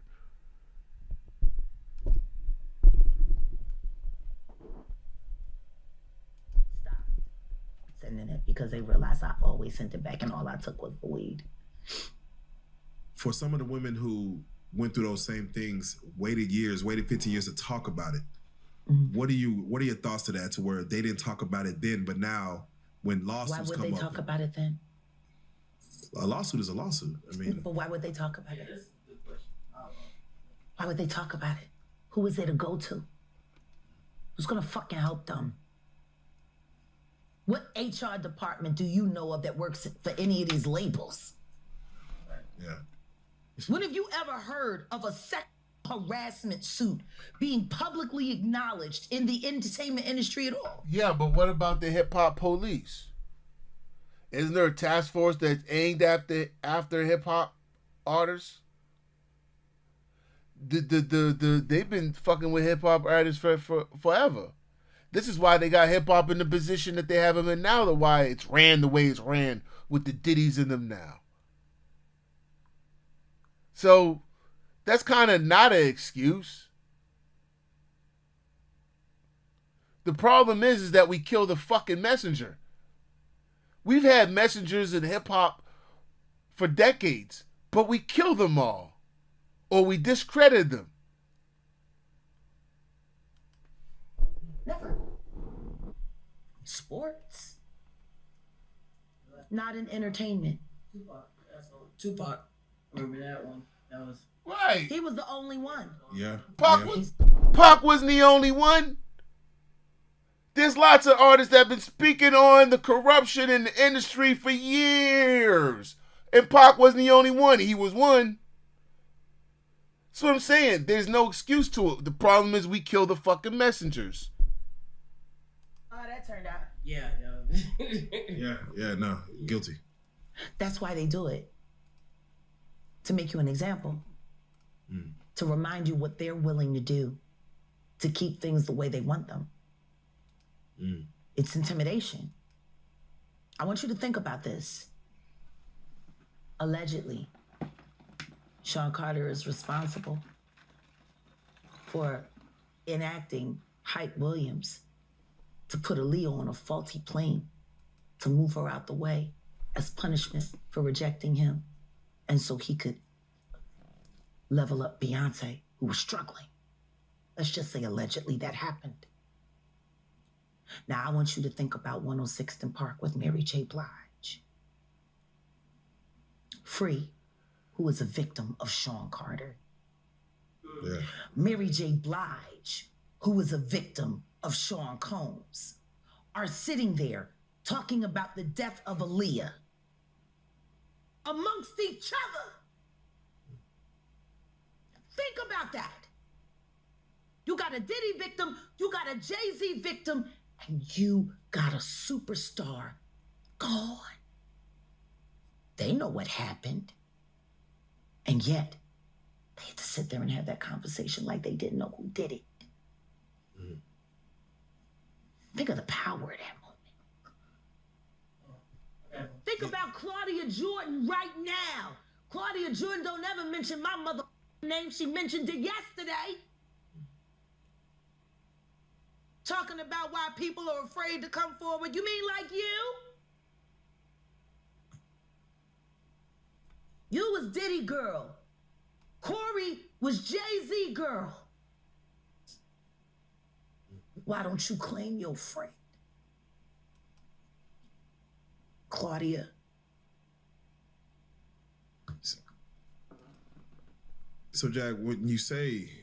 When I say Corey, I'm talking about Kathy White. Oh yeah, that's what I was about to ask. Jay-Z's pregnant mistress, who died of an imaginary fucking aneurysm. Just like the woman who was best friends with Kim and Kimura, who wrote the book Bling and died as soon as it made the bestsellers list. Who the fuck was these people supposed to go to? You can't go to the boss because the boss is fucking you. And the boss's boss don't get no fuck. Can't go to the authorities. They're all bought and paid for. Right. That's where I want to get around to. That's why I said there's a bigger problem. That's why I said there's a bigger problem. This is all controlled shit. All of it. It's a fucking game. From the hip-hop police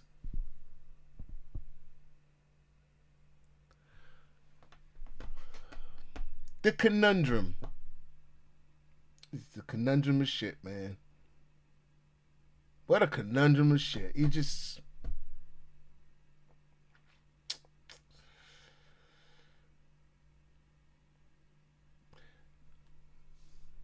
America realized that popularity was worth more than land and gold. They figured that out.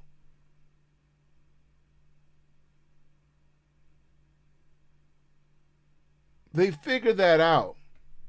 Think about it. They can get anybody almost from any culture around the world to come to America, give them attention. That 8 or 9 times out of 10, that person will lose himself. No matter who it is. Attention has become worth the weight of gold.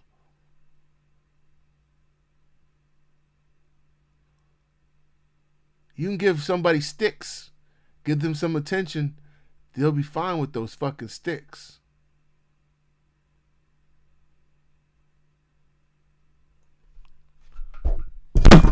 Goddamn, drop my mic.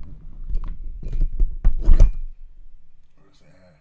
Authorities, they're all bought and paid for. You could try to get a special prosecutor, but they'll just pay somebody to reassign him to another case. Right. Where the fuck you go when you get over by the industry? Nowhere. That's where you go, nowhere. Which is where people like me step in. You right? I go to Diddy parties to walk mother out, cause ain't nobody stopping me when I come. it seemed like it's men who. They not men. I'm bisexual woman. I'm the B in the LGBTQ plus and the XYZ. A gay man is a gay man. A sexual being is a sexual being. A sodomite is a predator. If it don't apply, let it fly. Right. Period. What's we supposed to call these fairy ass bitches?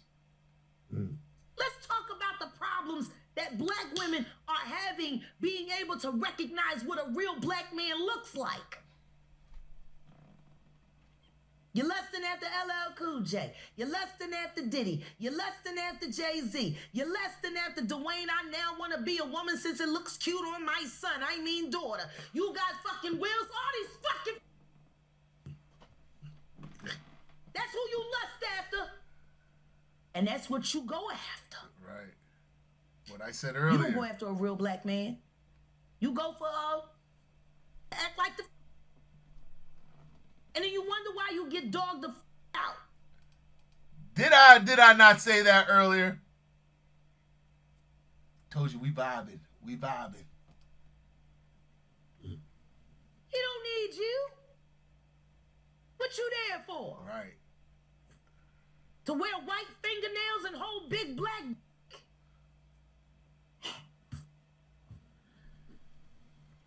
That probably something better than you. Like, let's talk about Gabrielle Union right now. Yeah, let's go. Cause her face. That last time I sat on this blue couch, I had some very specific things to say about the Wade household. Yes, you did. What has happened since I spoke? In my opinion, it got worse. It's a little more out of control. They said I was jealous. That's what they always say.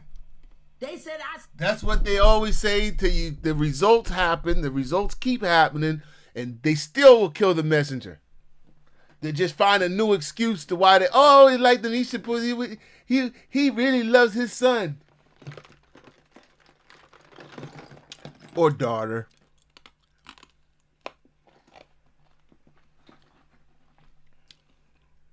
And everything that I said because I was jealous. Gabrielle Union.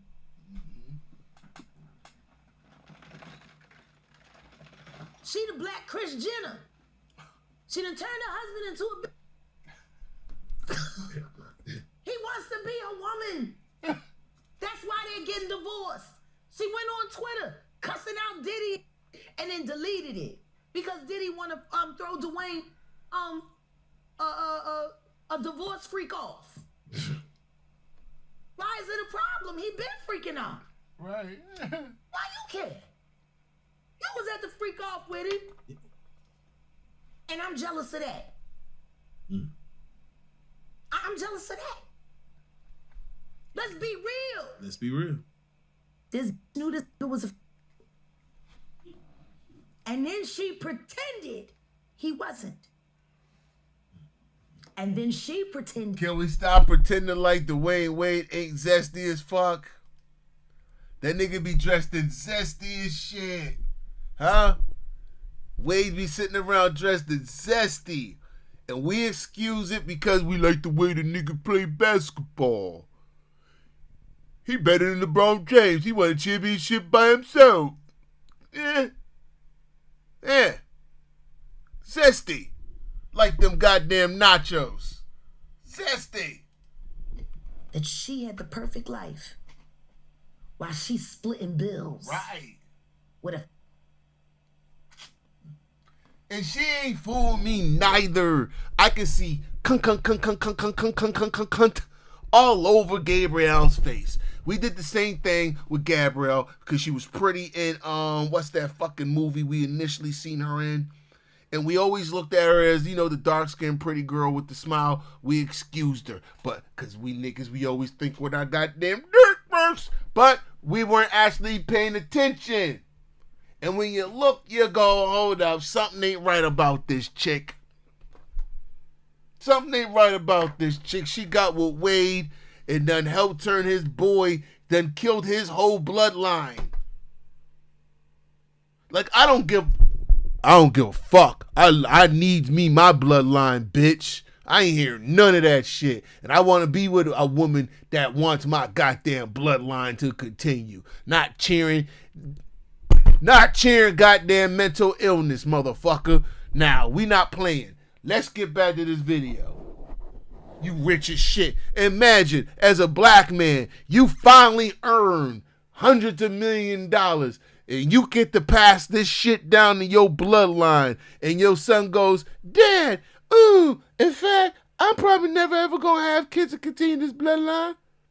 Nigga, I'm about to go make some more kids. Shut your goofy ass up. You doing the real mom who wants her children to have a fair chance at making their own decisions, while you and your I want to be a husband convince your child that they need to get the whole trans thing going on now so they can get a Disney contract. Right. And we all know what Disney does to children. Exactly. Imagine what they do to trans kids. Is she lying, though? I know in this society now we don't want to hear that. But is she lying? No. And guess what? She should have protection because she's a black woman. So she should be allowed to say what she wants to say, right?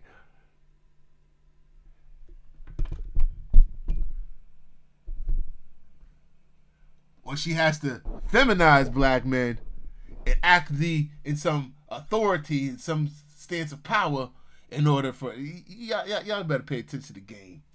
There's a game being played. I don't want to imagine. That's where you want to send your child? Right. Oof. But you cut the real mama out. I'm jealous of this bitch.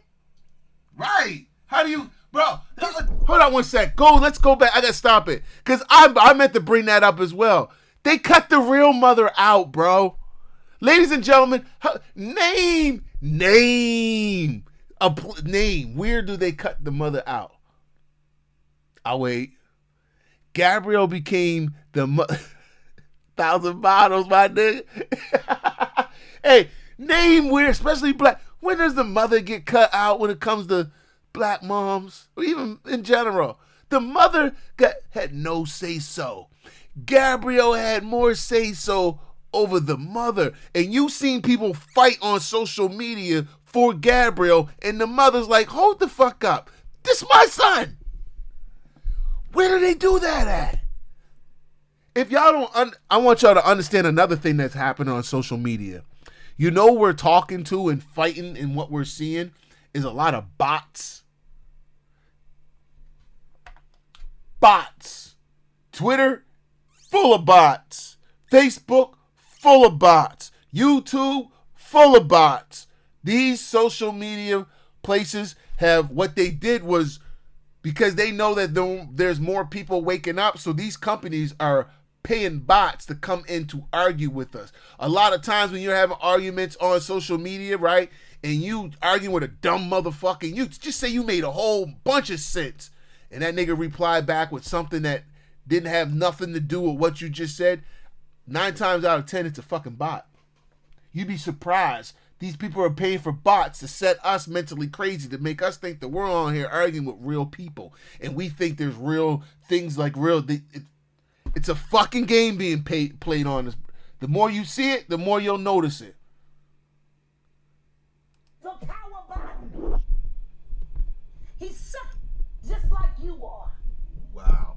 And they high on that Tootsie. Tootsie? And they having unprotected sex. This is sucking all night. Me. Then he come home and he kiss you with that mouth. Right. Yeah. What about LeBron, Wade, Chris Paul, all them that, you know, them guys that do the boat rides together? What up, Mean Bleeze? Welcome to the channel. Thanks for the subscription. Hit that thumbs up button for me, please, and thank you. But yo, what about LeBron? Who's that little crew? Him, Paul, Carmelo, and Wade. Man, there's more to this shit, man. there's more to this shit that's about to be starting to come out, and we got to really start listening to this sister because she's somebody who's been spilling this shit for a while. Every single thing she said has been coming true. So the tinfoil hat label should not be placed on this lady at all. Even the she's mad label shouldn't be placed on her anymore. What we need to do is give Jaguar her flowers. We need to give Jaguar her flowers while she is alive. Coli kisses. I'm jealous of that. I'm jealous. I'm jealous of kissing. Suck. I'm jealous of that. Right. Okay. I'm just. Who gonna be jealous? Right. It was like Gabriel. It was like as soon as Dwayne Wade got with Gabriel, they popularized that shit. They started showcasing it. The NBA started putting her on every goddamn thing, and then all of a sudden, one of his boys became ice cream. Well, I'm just gonna say random words. I think smart people know what I'm talking about. I'm just trying to fuck this YouTube algorithm up, not saying certain words. Then all of a sudden, his son became popular ice cream. And it was quite weird. They immediately stopped showing what was his son was the other one was playing ball. They stopped talking about the one that was playing ball. He gradually faded. I don't think he's gonna make it at all. And they started talking more about the ice cream one. And him and Gabrielle became a fucking thing. It's kind of the same thing they're doing with Taylor Swift now with the NFL. It's fucking weird. Taylor Swift, we know, is a strong leftist. And we know that now she's even out. She's come out for Kamala Harris. And the NFL's been propping this shit up if you pay attention. That's why even still this year, every time fucking Travis Kelce makes a play, what do? Show you this fucking chick. And the first thing you should think is go, I'm sure Lamar Jackson has a family member out in the audience. I'm sure Tua Tagovailoa has a family member in the audience, et cetera, et cetera. How come they don't show their people? Nope, it's called conditioning. You got to realize that this bitch is important for our culture here. So when she does say something, you remember that we even stopped to show you her during football games because she cares about her man, Travis Kelce. Well, she sits there, does her little soccer mom bop for the stupidest fucking things that they got to show on camera. And I just sit there and go, wow. They think all of us are blind. They really do. But they know we're not. They just don't care. We are the small. We're not big enough to care about. They're catering to the fucking dummies now. Yeah, I want to too. I want to play dress up with my husband in my closet only. So let me ask you, because I look at Gabriel Union, and when you mention things like Jay-Z's time is coming for him, then I look at Beyonce, and I say that women do have that country album, and any of you that buy that shit stupid as shit. Facts. You don't give it no trap music with goddamn a holster and a head. But she remade Jolie. I'm gonna tell you the song she should have remade. Hey, I'm just being like Meek Mills. I'm just eating some nuts. It's 6:30 in the morning. I'm starting to get hungry as a bitch. My wife should be out any minute. Get her to make me some breakfast. But holy shit. Hey, I agree with her.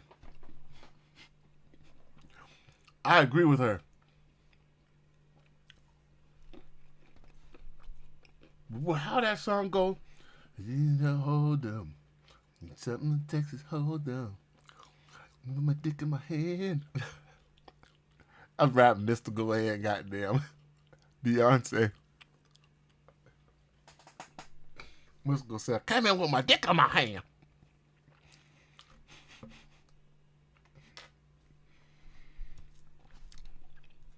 I do not listen to that Beyonce fucking album, man. I'm dead ass. Like, I don't listen to country music as is, so just because you black, just don't mean I'm going to listen to your country ass music. I'm just not. So, I agree with her. I know everybody's trying to congratulate her. She's so successful. Y'all just hating.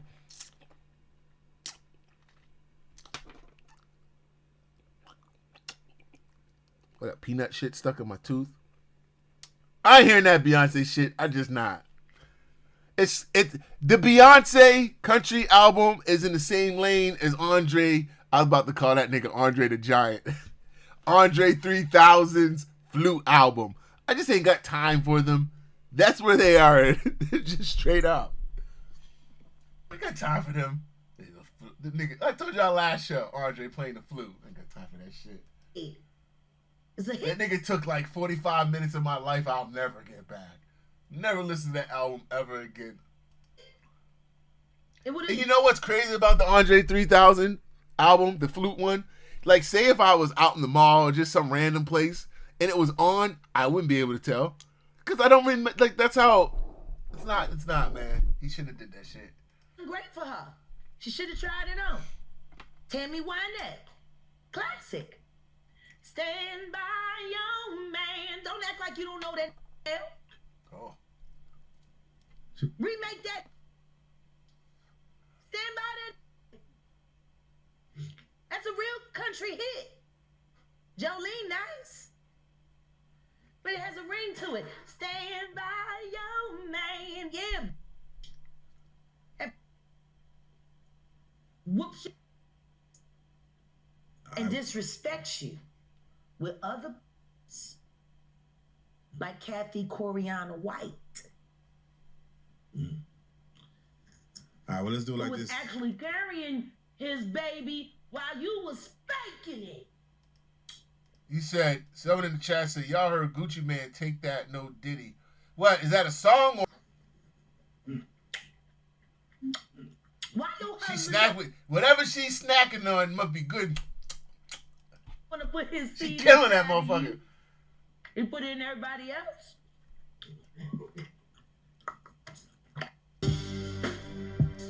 Boy, oh boy. No, which one? What, the song? Nah, I did hear Gucci put that shit out like last year, right? No Diddy, Gucci put that out last year, right? Yeah. It was about a year ago. I only heard it the one time when he first released it. I didn't like go back and listen to it though.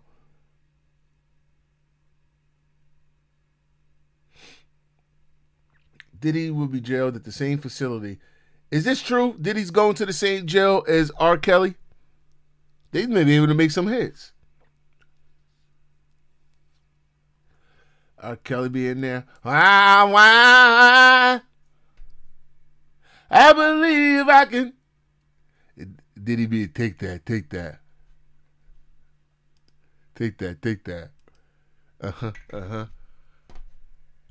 Get a jailgate new bad boy. Diddy, R. Kelly. Best of both worlds. Replace him and Jay-Z on that album. Jay-Z forgot all about that. You don't even hear no one play Best of Both Worlds no more. They said, nah, nigga, we ain't about to talk about that album. Jay-Z got a couple albums. He skipped that one. That one don't count. He got them blueprints. You want to go back to the blueprints? We ain't going back to the Best of Both Worlds, Jay. Ain't talking about it. Yeah, R. Kelly and Diddy with the oil. That celebrity cell of the wing of the jail cell gonna be popping. You know, lots of baby oil, Glocks, little baby breakaway wind jackets and shit. Remember when R. Kelly was bringing them in style? The life of the rich and famous. As they say, it happens so suddenly. That's why you gotta keep your nose clean. That's why I'd say with certain, I think some people in the industry do keep their nose clean. That's why they don't rise. For example, what about like a guy like Redman, right? Redman's in the industry, but I think he keeps his nose clean enough. That's why he doesn't. Redman's no one's boss. Get what I'm saying? He's more like an independent contractor. Oh, you niggas need me to do some work? Need me to do an acting job? Give me my money. But when I'm done, I gotta go back home and go smoke some weed or some shit. I don't know. And again, I could be fucking wrong. I'm just using him for example. Redman could be taking tranquilizers up the butt. I don't know. I'm not putting nothing past nobody no more. I'm just not. Because we going to find out when it comes to this shit, who was really doing what. Jaguar spoke on Biggie, Meek Mill. But there's more than just Meek Mill. There's way more than just Meek Mill. Diddy has been around a lot of artists over the years. A lot of artists. That's why I said let's start from the beginning with Biggie. I really believe that Biggie was a facade. I think that Puff Daddy dressed Biggie up. Niggas believe that Biggie was something that he wasn't fucking. That he wasn't. That we believe he wasn't. I don't think he was. Like I said earlier when I started the show, when I heard Notorious Big's mom say right out of her mouth, she was like, I know Christopher Wallace. She said, I don't know the Notorious Big. I don't know who. And she said character. She said that he was a good schoolboy.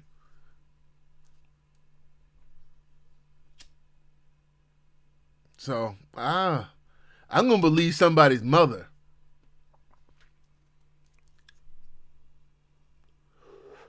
Over hip-hop dressing a nigga up.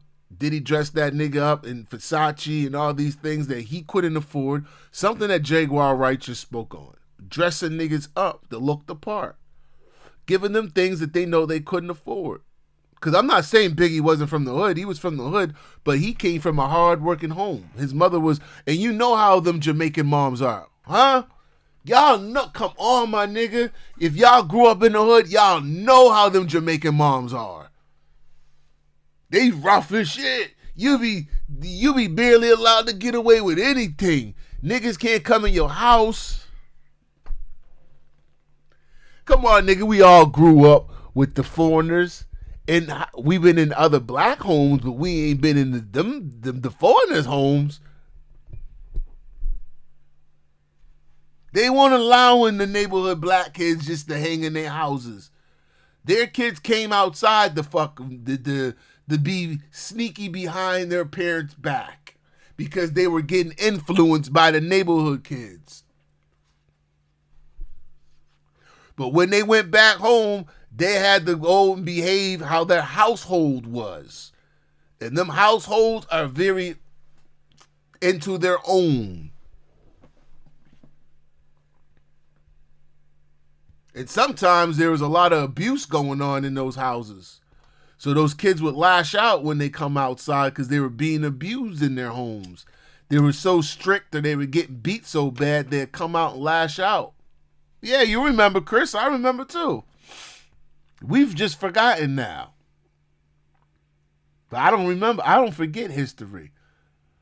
A lot of those kids were goddamn geeks that turned out being fucked up because they put themselves in fucked up situations and started hanging with people where they had to do things to prove themselves. So they started stabbing people.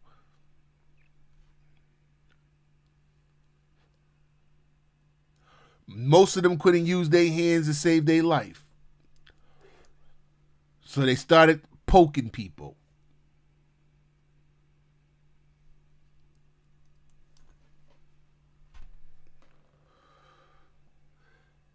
Biggie was not a part of that goddamn life. Biggie was one of them big, oversized, unattractive kids. Y'all think Biggie was out there macking the girls?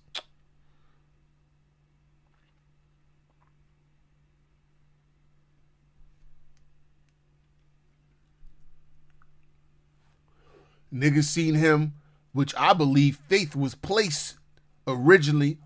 She still ended up liking him, but originally she was placed because she was trying to hop on. Want y'all pay attention. Faith was trying to hop on in the industry. Diddy placed them both in the room together. You know, the right settings, the right drugs. Big money. And then young little Kim. I want y'all to think. Young little Kim was brought along. The Jezebel. Biggie was being set up the whole time. Made him believe he was a player, but he was being played. Wasn't Kim 16? Foxy too? Y'all not doing the math. But Biggie's, oh, come on, bro. Huh? Weren't they 16? Huh? Were they drugged out? I mean, all these random bitches just started falling for this ugly motherfucker. Biggie Smalls. Come on. I know we might have, I don't know about any of y'all in the chat room, but we know some big niggas in real life. They ain't getting that shit. He said Justin Bieber will be a big witness. That won't be surprising. That won't be surprising to save his selfie. Yeah, that won't be surprising. Biggie wasn't getting no goddamn bitches. Them bitches was getting horse tranquilized. To like Biggie, you got to be on horse tranquilizer to like that nigga. Like that nigga was just hitting the draws. Come on.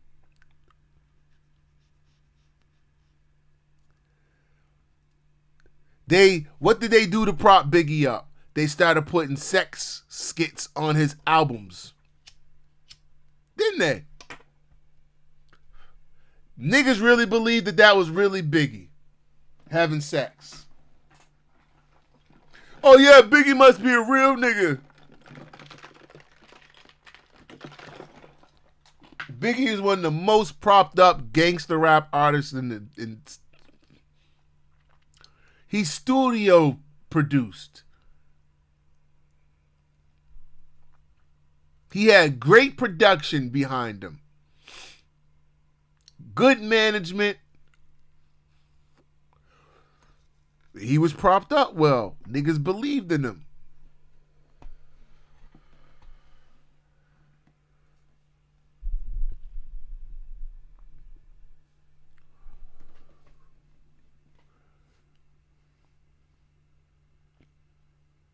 Man, the drugs that they were explaining, I didn't know about this Tootsie shit. I thought Tootsie was just the Tootsie slide that was a fucking the song, the dance. I didn't know Tootsie was a drug. I wouldn't see me personally. I'm not hanging around niggas that's fucking with other drugs like that. Like I now, like niggas who I used to hang around with do other harder, different drugs. I wouldn't go hanging around with them now. Because I wouldn't, it's not my thing. I can't fuck with you, bro. Especially you grown, you ain't gonna listen to me. You still gonna do your thing. So go do what the fuck you doing, junkie. I'm not about to do that shit. I didn't know what a Tootsie was with the ecstasy and coke and food coloring. That was the other, food coloring. I don't know about this stuff. And it was Zanzapam. There's a whole, I've learned, I watched a video recently. Or no, somebody was telling me, actually. Yeah, it was a young fella. I was talking to one of the young fellas that's actually out there on the streets. And he was telling me all these different drugs, and I was just like, the fuck? I was like, man, I wouldn't have no fucking clue. They used to be at gas stations. And then they got a lot of them boys smoking that synthetic weed, the K2. There are a lot of motherfuckers on just off whack shit. People don't want to deal with their problems no more. They think these substances are going to help them cure their problems. The only thing it's going to lead you to is to an early grave. You see young Quan, what Quan name? Rapping Quan, what Quan name? The rapper. You see what happened to Quan?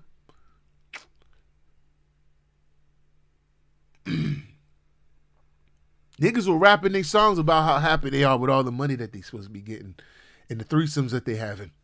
Well, why you doing drugs? I've had a bunch of threesomes, my nigga. I don't need drugs for threesomes. I've never needed a drug for threesome. Ever. So, I don't get it. I can handle 2 women and don't need no Viagra. None of my women need drugs. Am I crazy or are they crazy? The only drug you need is what's that natural shit that what the natural drug that women do when they, what's the name? The pheromones. The only drug you need, get them pheromones kicking, good to go. You can smell goddamn bitch pheromones when she's got to get the kicking. Oh yeah, you know she good to go. A little bit of liquor, if anything. The most is liquor. Liquor and weed. But I don't even need liquor. But yeah, liquor is the most. But all these other drugs is crazy. They taking all this conundrum of fucking drugs now. And the baby oil. I can't argue with the baby oil part because, like, with girls, you ever know that bitches, y'all be looking good as shit with baby oil. Like, if you get bit oil and baby oil, it's just something different. Just they look special. Cause we gotta keep it real. A bitch got a tan and baby oil on, they should be looking like porntastic. Like, yes, she look brand new.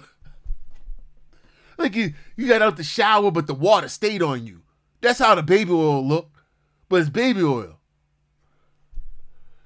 But this shit is different. These niggas, they got crates of baby oil.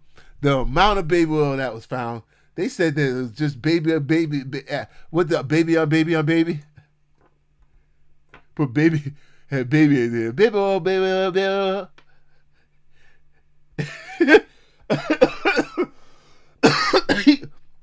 Here another one I question. The whole new generation of rappers I've been questioning.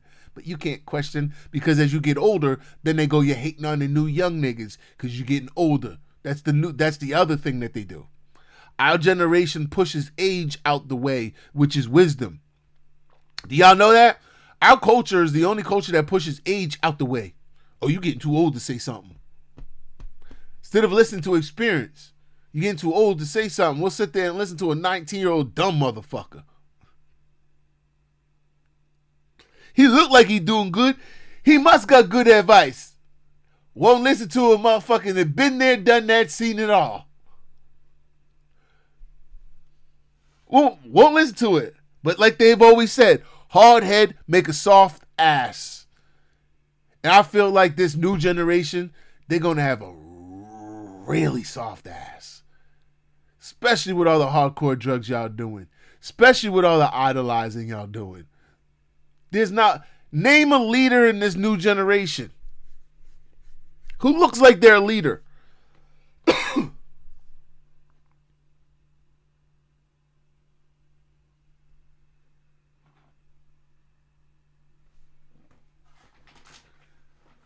Screwed.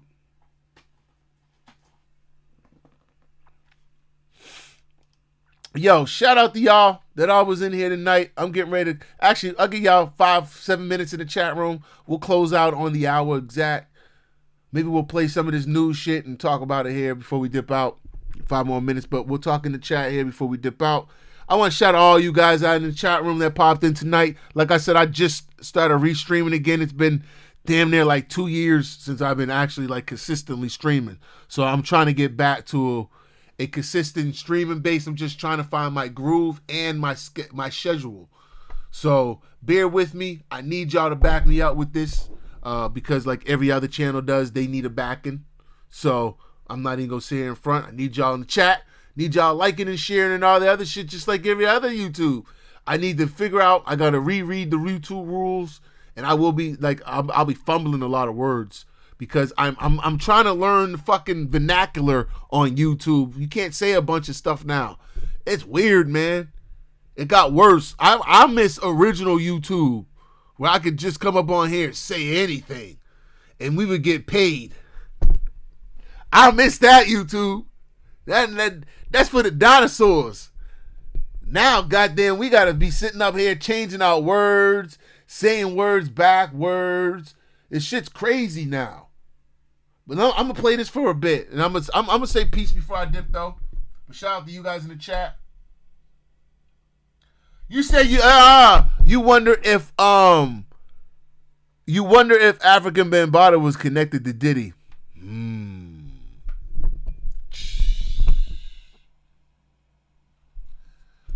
Something you gotta ask. What's that nigga name on here? Hassan Campbell. Did Hassan Campbell take a horse tranquilizer to get his thigh rubbed?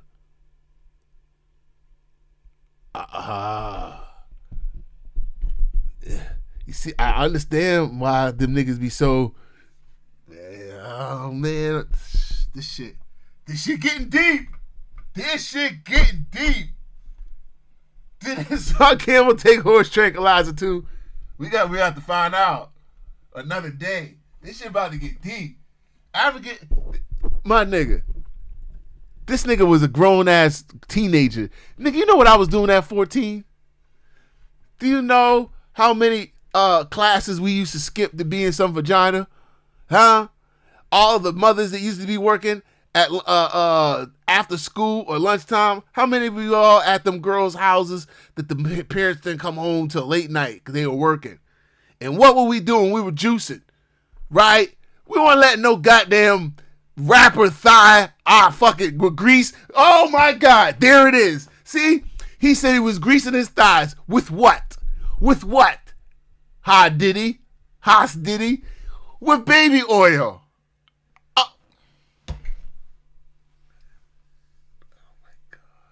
Africa Bam Diddy. I can't. This shit is about to blow up. This shit about to blow up. Then you had KRS-One defending African Bambaataa. No, he didn't do it. Nigga, was you there? We got Hassan Campbell on here telling us that he did do it, and he was one of the victims. These niggas are protecting predators, bro. This shit ain't right. This shit ain't right. It ain't right. About their requests and their efforts. Man, I ain't trying to hear this boring shit neither. I could tell they're boring. I could look at them and tell they're boring. Look when they do a sketch of Diddy out here. The sketch of Diddy. Damn. Look how they sketch you. Look at the sketch of Diddy. What do you think Diddy was thinking in this moment? They made that nigga forehead extra wide. God damn. They at least put a couple centimeters on the width. For real. They put some length there. You can land the aircraft on that nigga forehead. God damn. Hey, let's be honest. Whoever drew this picture was thinking nigga. You gotta be honest. You look at this shit, they put the lips, the ears, the head. Yeah, they made sure when you seen this shit, you thought nigga. No one told me nothing. The nose, it's all protruded. All of it. Blah, blah, blah. They made sure. God damn. The mean white man next to him. We're gonna get you. White people be like, we're gonna get you, buddy. White folks, why y'all do that? We're gonna get you, buddy. Don't you worry.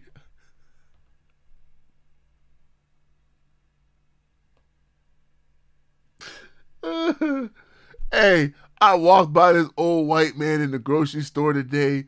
Man, you know when white people do something so damn racist or something so like unnormal?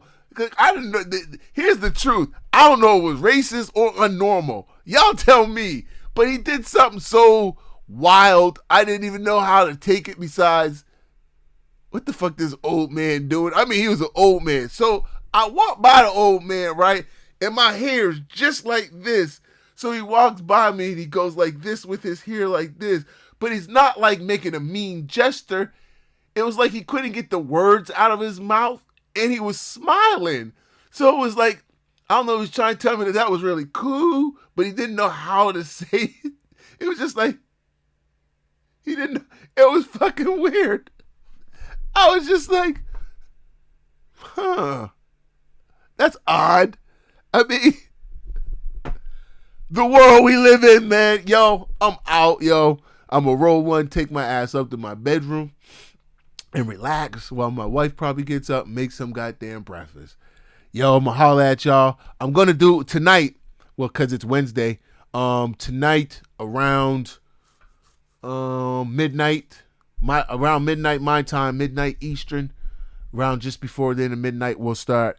I think we'll do, unless, here's the thing we'll do. We'll either do, if there's an update with this Diddy shit, we'll do the more Diddy shit. If there's like a huge update. If not, we're going to do what I wanted to do last week. We're going to do the Drake and Kendrick battle. The Drake and Kendrick battle. We had, last week, we had people in here chomping at the bits of Drake side or Kendrick side, right? I think it's time to play it in line of who actually is saying shit. Drake or Kenny. And we'll probably do that tomorrow if there's no big update with Drake. I mean, with P. Diddy. But shout out to you guys. Shout out to Avram, Mean Blaze, and everybody else. Chris, shout out to you, bro. That's my dude, actually. And everybody else that was here earlier. Shout out to y'all. Catch you guys later on. Y'all have a good start to y'all day. Be safe out there. Don't forget to hit that like button on y'all way out. And anybody new in here, hit that subscribe button. And I just moved into my new settings, so everything's going to be changing as we go. I'm just now getting me back. This is just raw as I start. Well, I'm going to be back to all new setup. Just you be patient. I'll holler at y'all later. Peace.